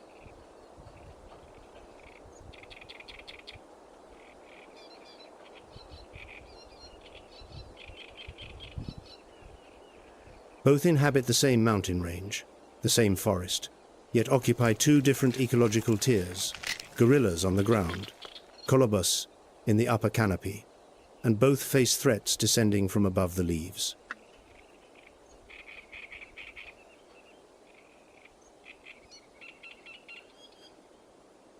This vast green network extends its enormous root systems across the borders of 6 nations, from Cameroon to Gabon, from Equatorial Guinea deep into the Democratic Republic of the Congo.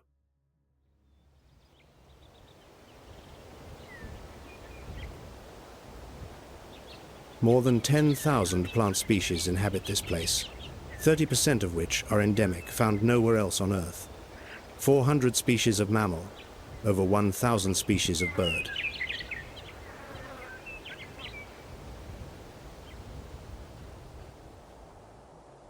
The Congo Basin is called the green lung of Africa, but perhaps the heart is more accurate, for it is this ecosystem that pumps life into the entire continent.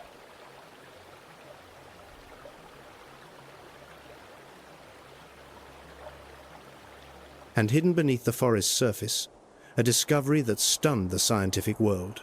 Cuvette Centrale, the largest peatland on the planet, spanning 64,700 square miles, storing approximately 30 billion tons of carbon.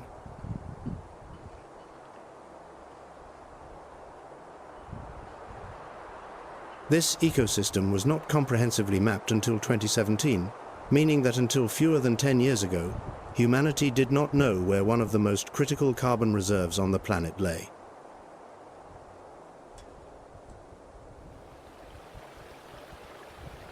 If this peatland is disturbed by logging, mining, or climate change, 30 billion tons of carbon will be released into the atmosphere.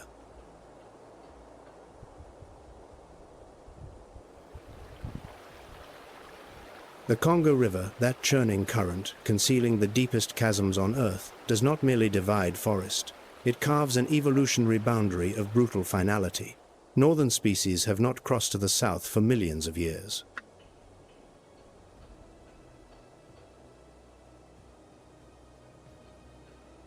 Virunga National Park, the oldest in Africa, established in 1925, spanning roughly 3,000 square miles, where volcanoes remain active shelters both the gorillas and the colobus encountered earlier.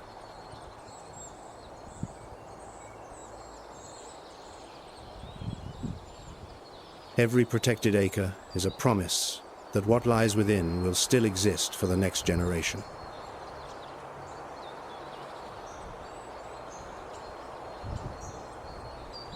Life on the Congo canopy belongs not only to the colobus and the creatures that hide.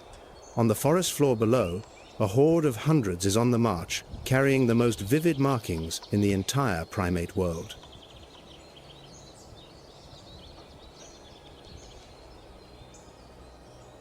The Congo forest floor. Morning. Light filters through the canopy just enough to distinguish rotting leaves from damp soil. A faint rustle, then a second, a third, then the entire forest floor erupts into motion.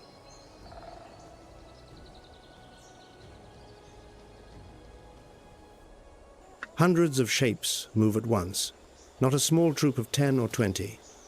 This is an army sometimes exceeding 600 to 800 individuals, sweeping across the forest floor like a living tide.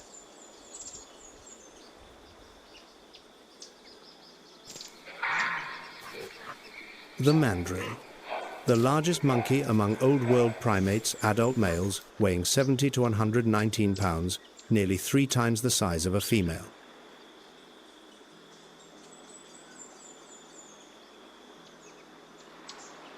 It is not size that makes the mandrill unmistakable.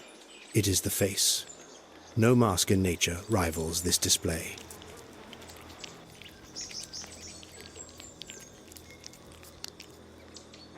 Two bony ridges run vertically along the nose, blazing cobalt blue. Between them, a vivid scarlet stripe runs down the bridge like a streak of war paint. The muzzle extends forward, pink lips framed by a pale golden beard.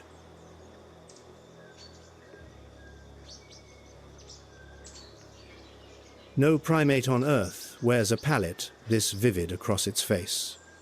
And this is not decoration, it is language. Each shade broadcasts status.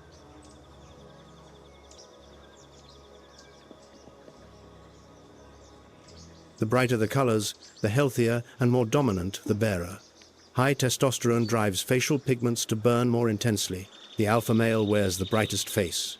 A deposed male fades.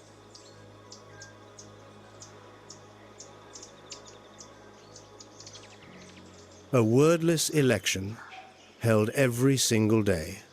No ballots, no speeches, only biology.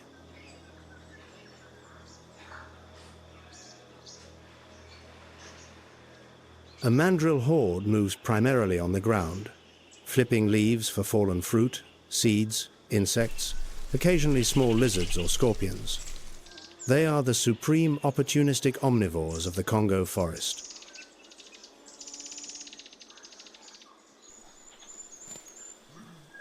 "600 mouths scour the forest floor each day, flipping leaves, digging soil, stripping bark, reshaping the microecology beneath their feet in ways few notice.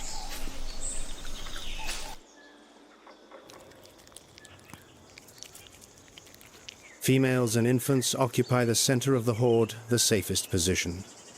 Young males patrol the outer ring, more alert, more exposed.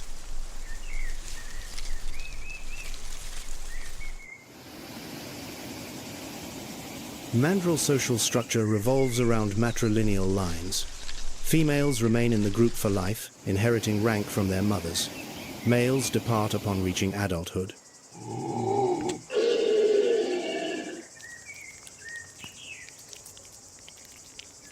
They may live alone for months, before joining another horde, particularly during breeding season, when they return to compete for mating rights.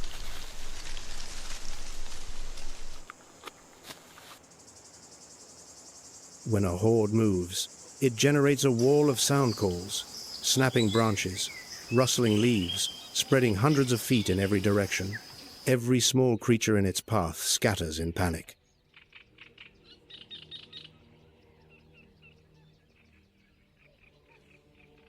And that very chaos attracts others. Opportunity follows disruption.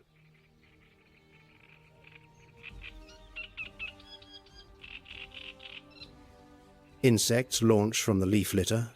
Small lizards scatter. Forest birds dive to snatch flushed prey. The mandrill horde does not merely feed itself, but inadvertently sets a banquet for an entire network of species, trailing in its wake.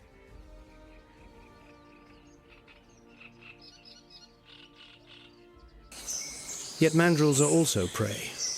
Leopards stalk from low branches. African rock pythons coil beneath the dense humus, and from above the canopy, another predator watches.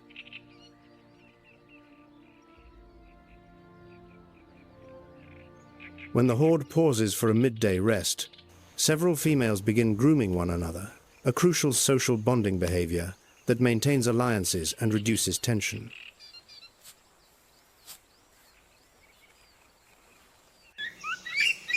Juveniles tumble around the base of trees, somersaulting and grabbing each other's tails, unaware that every game is forging skills that will one day save their lives.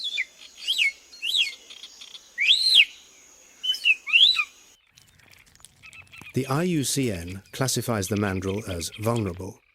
Deforestation and the bushmeat trade are pushing the most colorful-faced primate on Earth toward a precarious edge.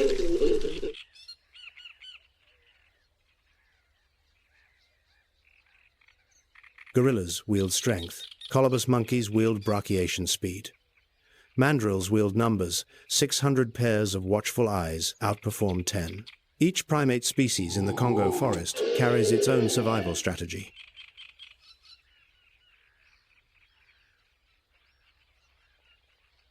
But no strategy is sufficient against the predator circling overhead, the one that even gorillas must look up to watch as its shadow slides across the canopy.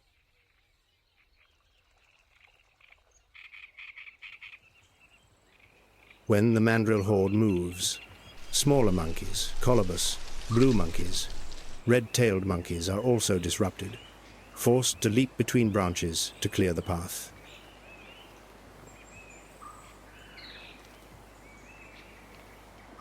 That movement sends ripples across the canopy surface, and from above, a pair of golden eyes reads every ripple, misses nothing.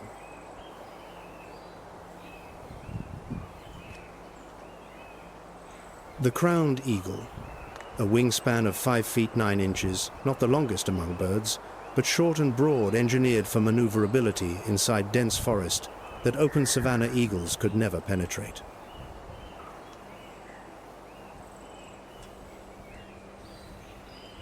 Seven to 10 pounds, not large, but what it lacks in mass, it compensates with pure crushing power concentrated in its talons.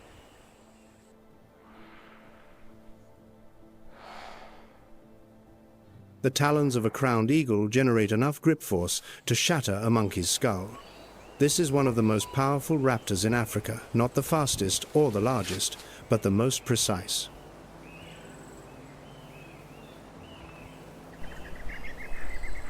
It perches on a high branch, head tilted, eyes scanning the canopy below, waiting. A small group of monkeys passes through colobus, trailing white capes that flutter against the dark green canopy.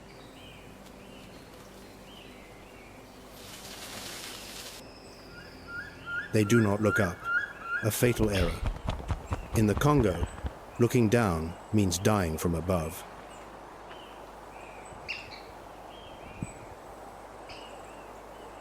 The eagle folds its wings, plunging downward through a gap between branches, a straight vertical line, utterly silent talons spreading wide in the final fraction of a second. A branch shudders once, then stillness.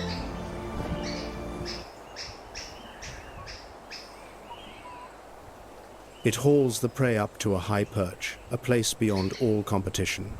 Atop the Congo canopy, the crowned eagle reigns without a throne.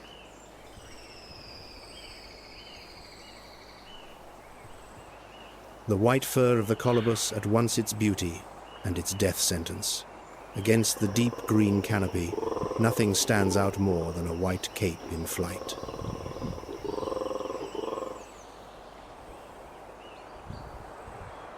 The crowned eagle knows this. It does not need to search for prey, it only needs to wait for prey to reveal itself.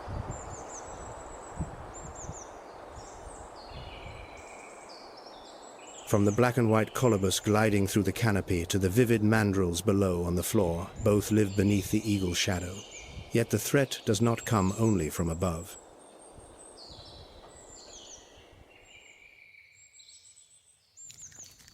On the forest floor, where mandrills forage and light survives only, as dim streaks another predator has been lying in wait for a long time. It needs no wings, no climbing, no movement at all.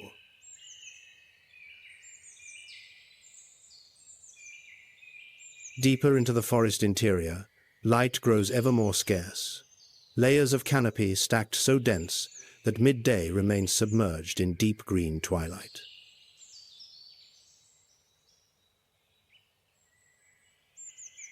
The Congo forest floor. Dead leaves piled in layers brown, ochre, grey, dark red, a carpet of decay accumulated over millions of years, several inches thick. The smell of wet earth and fungal networks fills the air.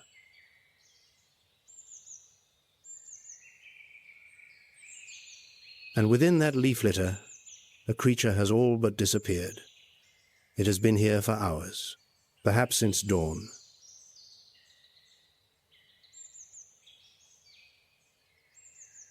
The gaboon viper, up to 6 feet long, weighing up to 18 pounds, one of the heaviest venomous snakes in all of Africa. Its girth rivals a grown man's forearm.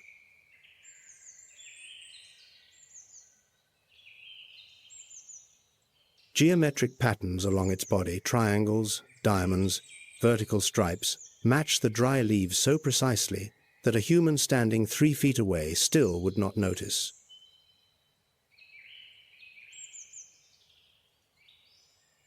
A triangular head, as wide as an adult fist, lies flat against the leaves, motionless, for hours, sometimes an entire day.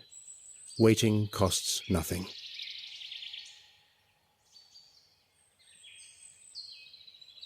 And the fangs measuring 2 inches, the longest of any venomous snake on earth. A single strike can deliver up to 9.26 grains of venom, a yield potent enough to fell several grown adults.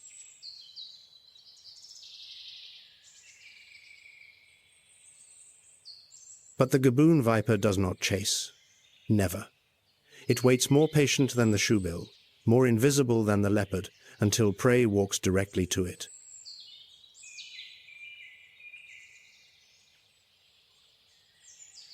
A small rodent scurries across the leaf litter, passing within inches of the triangular head without any awareness that death lies beside it.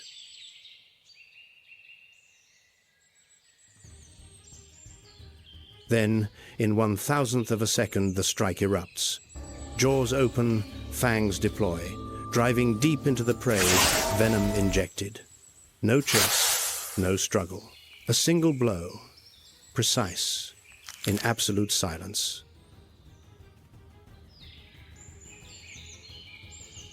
The gaboon viper retracts its fangs, withdraws a few inches, and waits for the venom to take effect. The rodent manages a few steps before collapsing.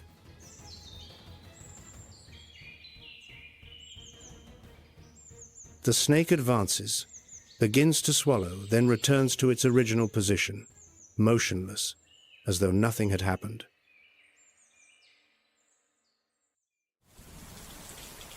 In the Congo rainforest, danger does not always arrive with a roar or a scream.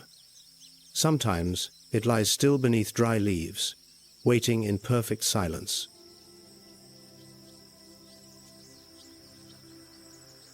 Three tiers, 3 hunters, The crowned eagle controls the space above the canopy. Mandrills churn the middle and forest floor.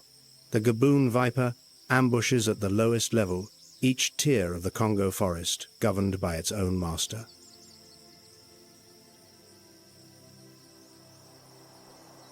And the most silent always prevails. Noise is weakness, stillness is power.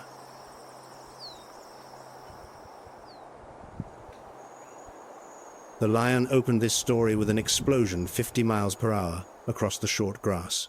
The gaboon viper closes it with absolute stillness, not a single muscle twitching until the final thousandth of a second.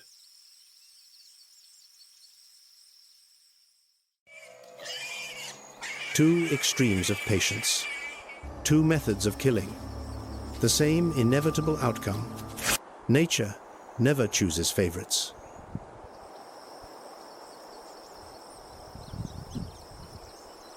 But the Congo forest is not merely a kingdom of hunters. Deeper in the green darkness, where light barely reaches the forest floor, the heaviest footsteps are quietly sowing seeds for the future.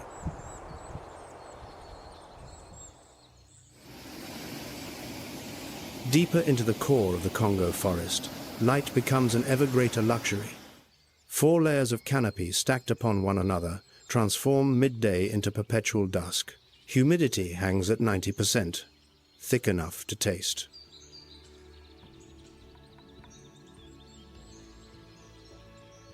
Beneath that somber vault of leaves, a sound travels through the dense forest too low for the human ear to detect clearly, yet it reverberates through the ground and tree trunks like a pulse rising from the earth itself.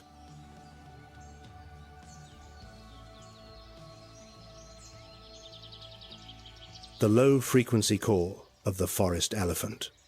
A conversation between giants that humans cannot hear.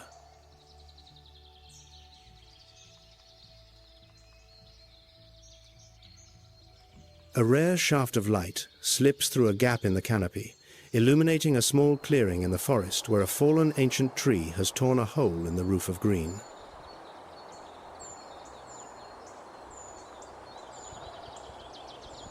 And within that clearing, an enormous grey shape moves. 4,000 to 10,000 pounds, 2 to 5 tons, shoulders rising up to 8 feet tall, the Congo forest elephant.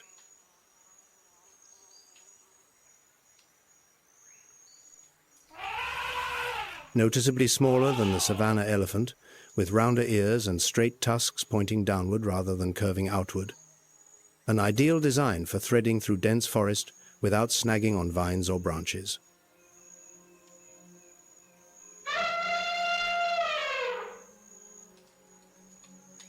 But the forest elephant's most critical role lies neither in its strength nor its size. They are the gardeners of the forest nature's most effective landscape architects.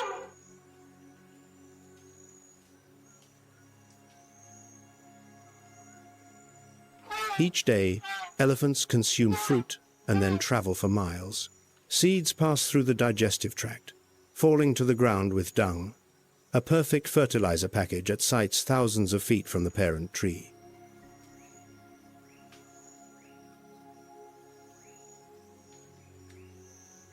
The tallest trees in the Congo depend on elephants to disperse their seeds. Without elephants, seeds fall beneath the mother canopy, competing for light against the very tree that produced them, and losing.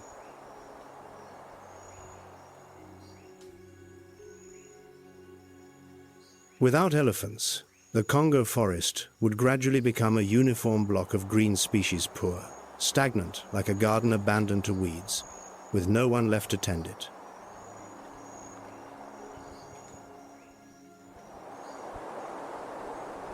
The IUCN designates the African forest elephant as critically endangered, the final threshold before the abyss of extinction. According to the latest DNA census, the entire surviving population has dwindled to an estimated 135,000 individuals.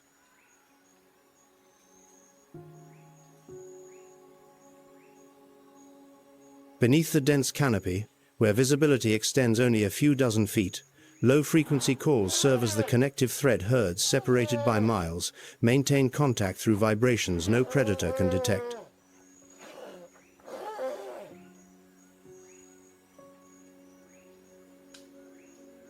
Forest elephants plant seeds with patience, not for the coming season, but for the coming century.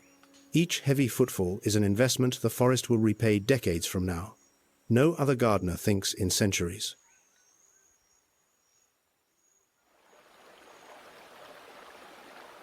Beneath the thickest canopy layer, less than 2% of sunlight reaches the forest floor. A world submerged in a twilight zone in the middle of the day where every sound amplifies and every movement becomes a mystery.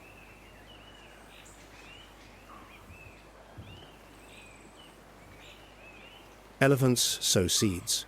Mandrills flip leaves. Gaboon vipers lie motionless among decaying foliage, each species keeping its own rhythm, each tier holding its own story, all unfolding simultaneously within a single stretch of forest.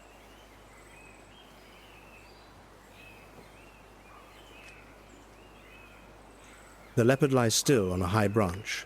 Dissolving into the somber leaf layer of the canopy, invisibility remains its greatest weapon, even when the sun stands directly overhead.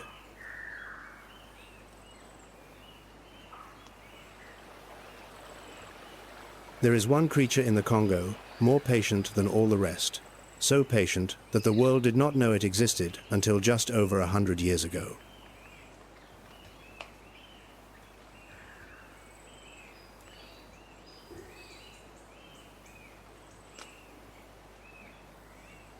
Forest elephants sow seeds that create new stretches of woodland. Okapis feed on the young leaves of those very trees. The two species never interact directly, yet the survival of one depends on the footsteps of the other.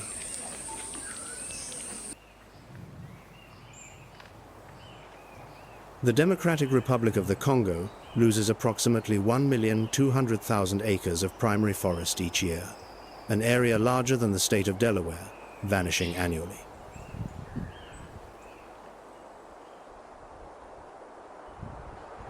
"72% of the global cobalt supply lies beneath this nation's soil. Every smartphone, every electric vehicle carries within it a piece of the Congo.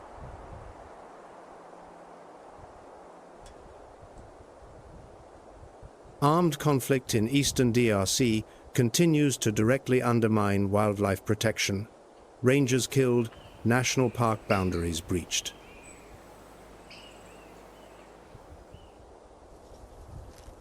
The northern white rhinoceros has reached functional extinction, only 2 females remain. A stark reminder that the brink is not an abstract concept.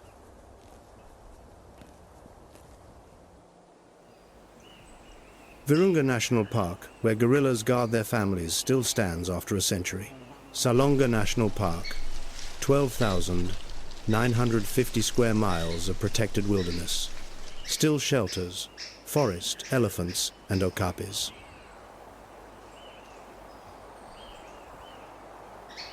Yet still standing does not mean safe. Every protected acre is a promise, and a promise holds value only when someone keeps it. Conserving the Congo is not a sprint. It is the longest wait, the most patient and difficult undertaking that humanity has ever assumed.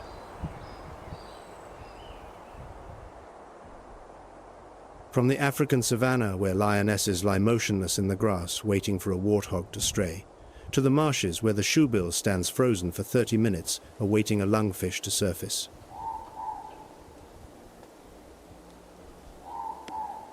From the tree branch where the leopard dissolves into darkness, to the forest floor where the gaboon viper merges with dry leaves, waiting in perfect silence.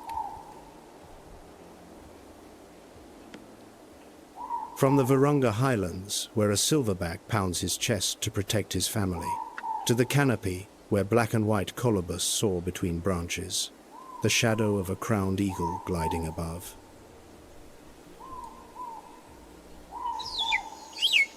From 600 vivid faces of mandrills turning leaves on the forest floor, to the heavy footsteps of forest elephants sowing seeds for the next century.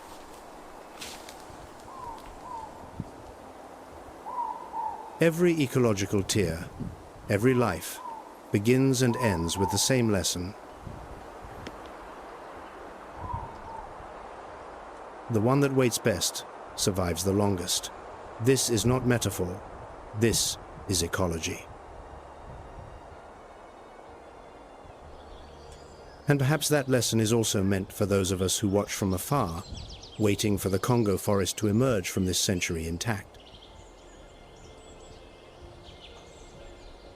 In the Ituri forest, sunlight slips through the gaps between leaves and gills, the lingering dewdrops. A black and white striped tail flicks softly, then vanishes behind the undergrowth. The okapi ghost of the Congo dissolves into the deep green of the canopy, as it has done for millions of years. And the forest falls silent once more, as it always has, as it always must. Thank you for joining WildVerse. The natural world still holds countless stories waiting to be told. We will see you on the next journey.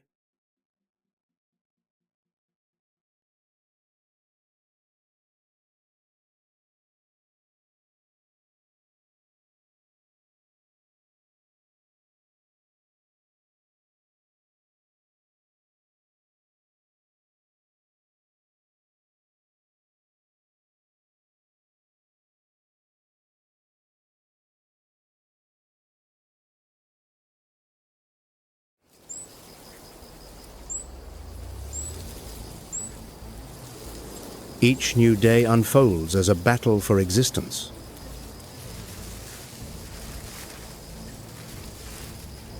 All eyes are poised for the decisive moment.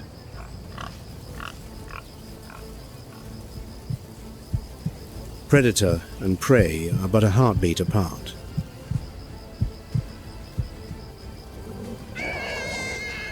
Here, survival is the only instinct.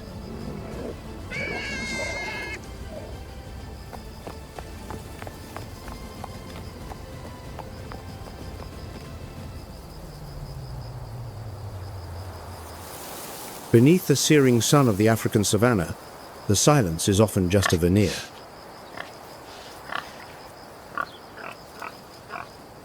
Without a word of warning, the space is suddenly shattered by thundering footsteps and a cloud of dust erupting into the air.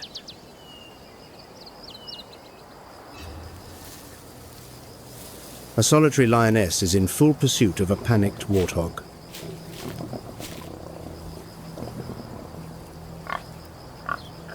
The warthog is no easy quarry, for its curving tusks are a lethal defensive weapon.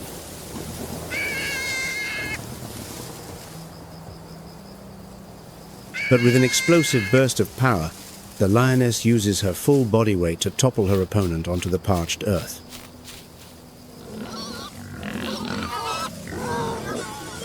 With a single, precise bite to the throat, the hunter swiftly seals the fate of her prey in an instant.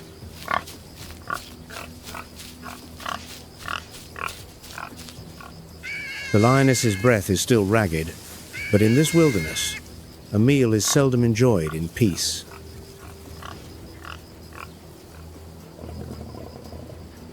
Carried on the dry winds, a chorus of eerie, unnerving sounds rings out, like a cackle of derision.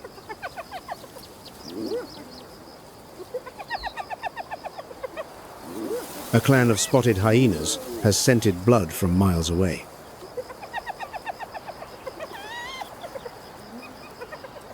Though often dismissed as cowardly scavengers, spotted hyenas are, in fact, a highly disciplined and ferocious hunting party.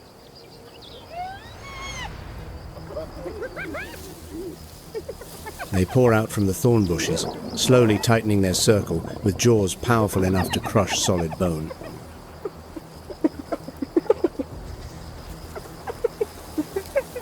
The lioness could certainly kill several of her assailants, but she understands the harsh calculus of survival.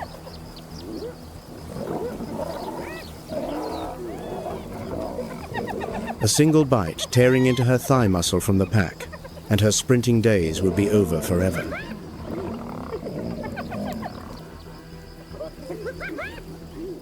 With a reasoned growl, the queen of the grasslands concedes her prize and retreats silently into the shade.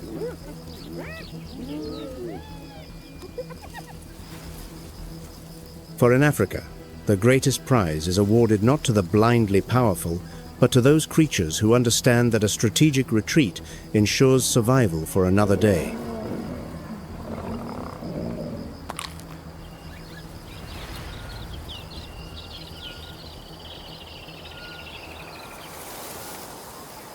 From the high cliffs, far removed from the dust and brutality below, life proceeds in a very different manner.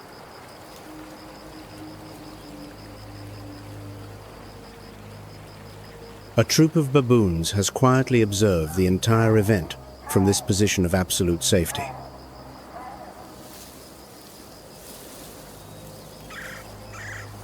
For them, the key to survival lies not in fang and claw alone, but in the strength of their social bonds.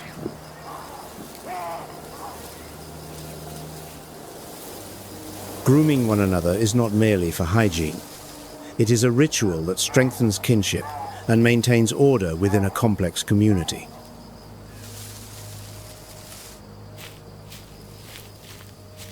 Among these arid crags, the young are fiercely protected, and lessons in vigilance are passed down through the generations.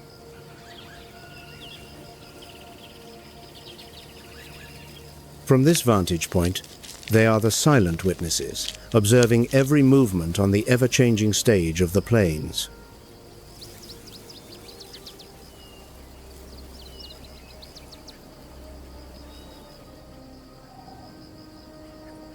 Leaving the barren cliffs, the soundscape of the savannah changes distinctly as we approach the rivers.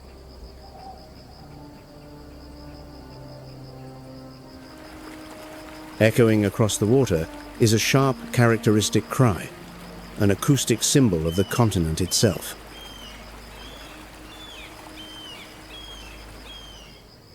It is the African fish eagle, the sovereign of these fertile wetlands, with its strategic command of the skies.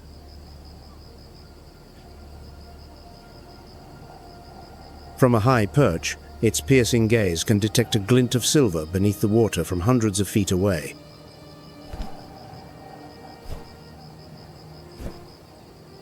In a single graceful dive, it skims the lake's surface, its specialized barbed scales providing an unrelenting grip on the slippery prey.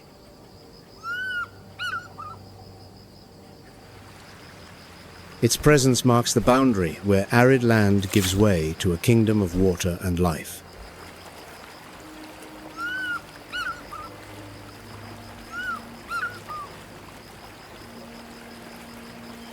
Deeper now, into the heart of dense marshlands, where the flow of time seems to have been suspended for millions of years.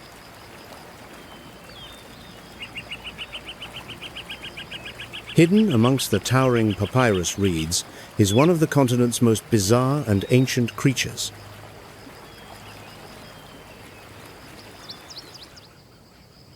The shoebill stands utterly motionless, like a stone statue sculpted in a prehistoric age.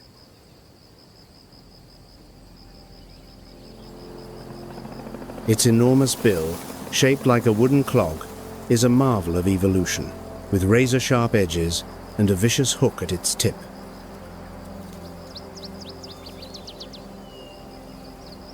Its patience is almost beyond our comprehension, standing for hours on end, unblinking in the oppressive heat.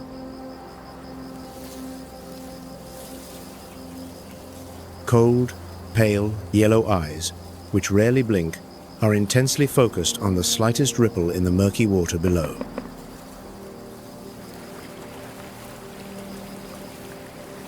An unwary lungfish surfaces for a gulp of air, disturbing the swamp's tranquility.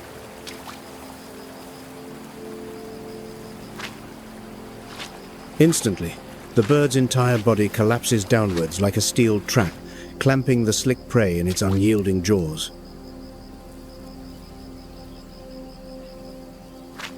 That lightning strike has determined the victim's fate in less than half a second, before everything returns to its primeval stillness. In a world teeming with competition, the shoebill has mastered the art of waiting, of conserving every ounce of energy.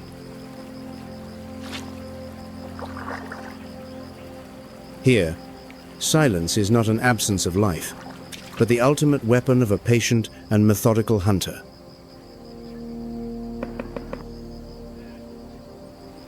These waters have always concealed silent assassins, ready to strike at the most unexpected moment.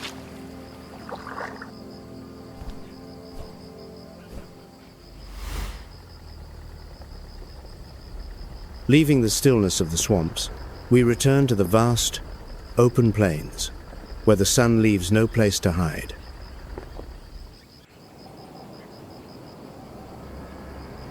Here, amidst the golden grasses, a slender silhouette quietly surveys the horizon with unwavering focus.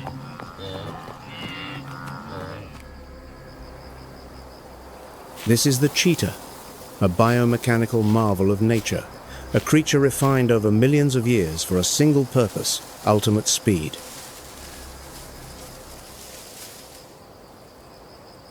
Not far away, a herd of impala are grazing, but their calm is deceptive. Their ears are in constant motion, and their sensitive noses perpetually read the messages carried on the breeze. The cheetah begins its approach with astonishing subtlety, lowering its body and moving step by step, a phantom in the dry grass. It understands that its strength lies not in stamina, but in a single, explosive burst of acceleration.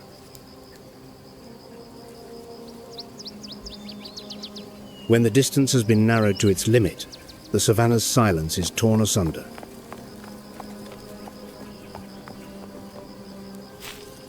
The cheetah is unleashed like an arrow from a bow, achieving a speed of over 60 miles per hour in under 3 short seconds.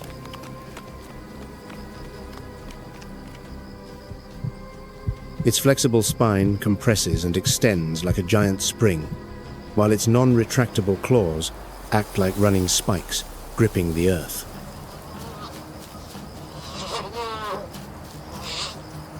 Its long, heavy tail functions as a rudder, allowing it to maintain perfect balance even through terrifyingly sharp turns.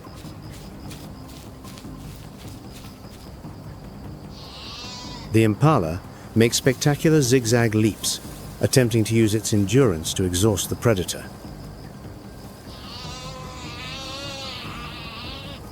In a breathtaking moment, the cheetah clips the prey's legs, just as the impala attempts to change direction.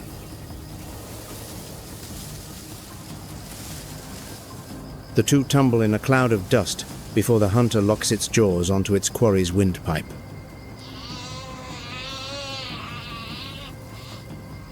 The impala's life fades, yielding to the survival of the swifter.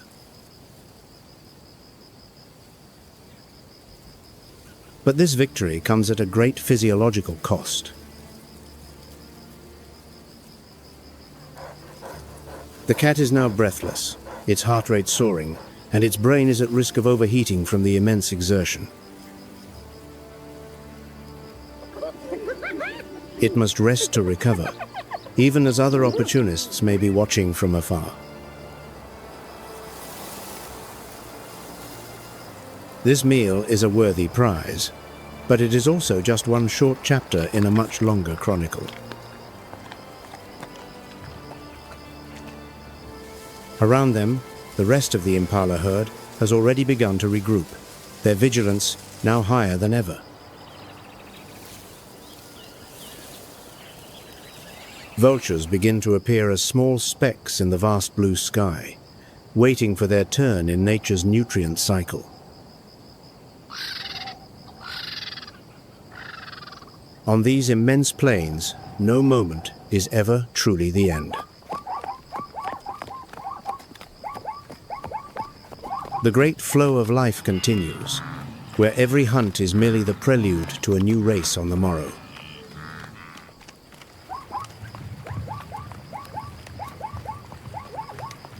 Under the fierce midday sun, the savanna shows no sign of rest or reprieve. The cycle of life here is not a series of isolated events, but a continuous and tightly woven chain. As the cheetah rests, the scent of its prize begins to draw new players onto the stage. Vultures descend from the thermal columns high above, their sharp eyes missing no remnant. They engage in a chaotic squabble of shrill calls and flapping feathers.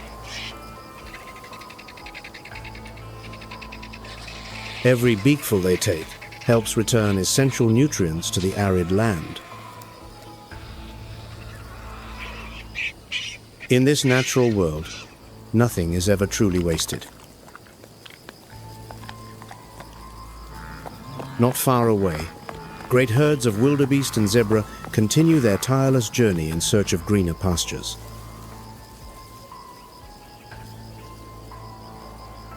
New life is born, even as another has just fallen, ensuring the lifeblood of the savannah will endure. There is no final curtain, no true end to this great drama. Each struggle and each victory we have witnessed is but a single pulse in the breath of an entire continent.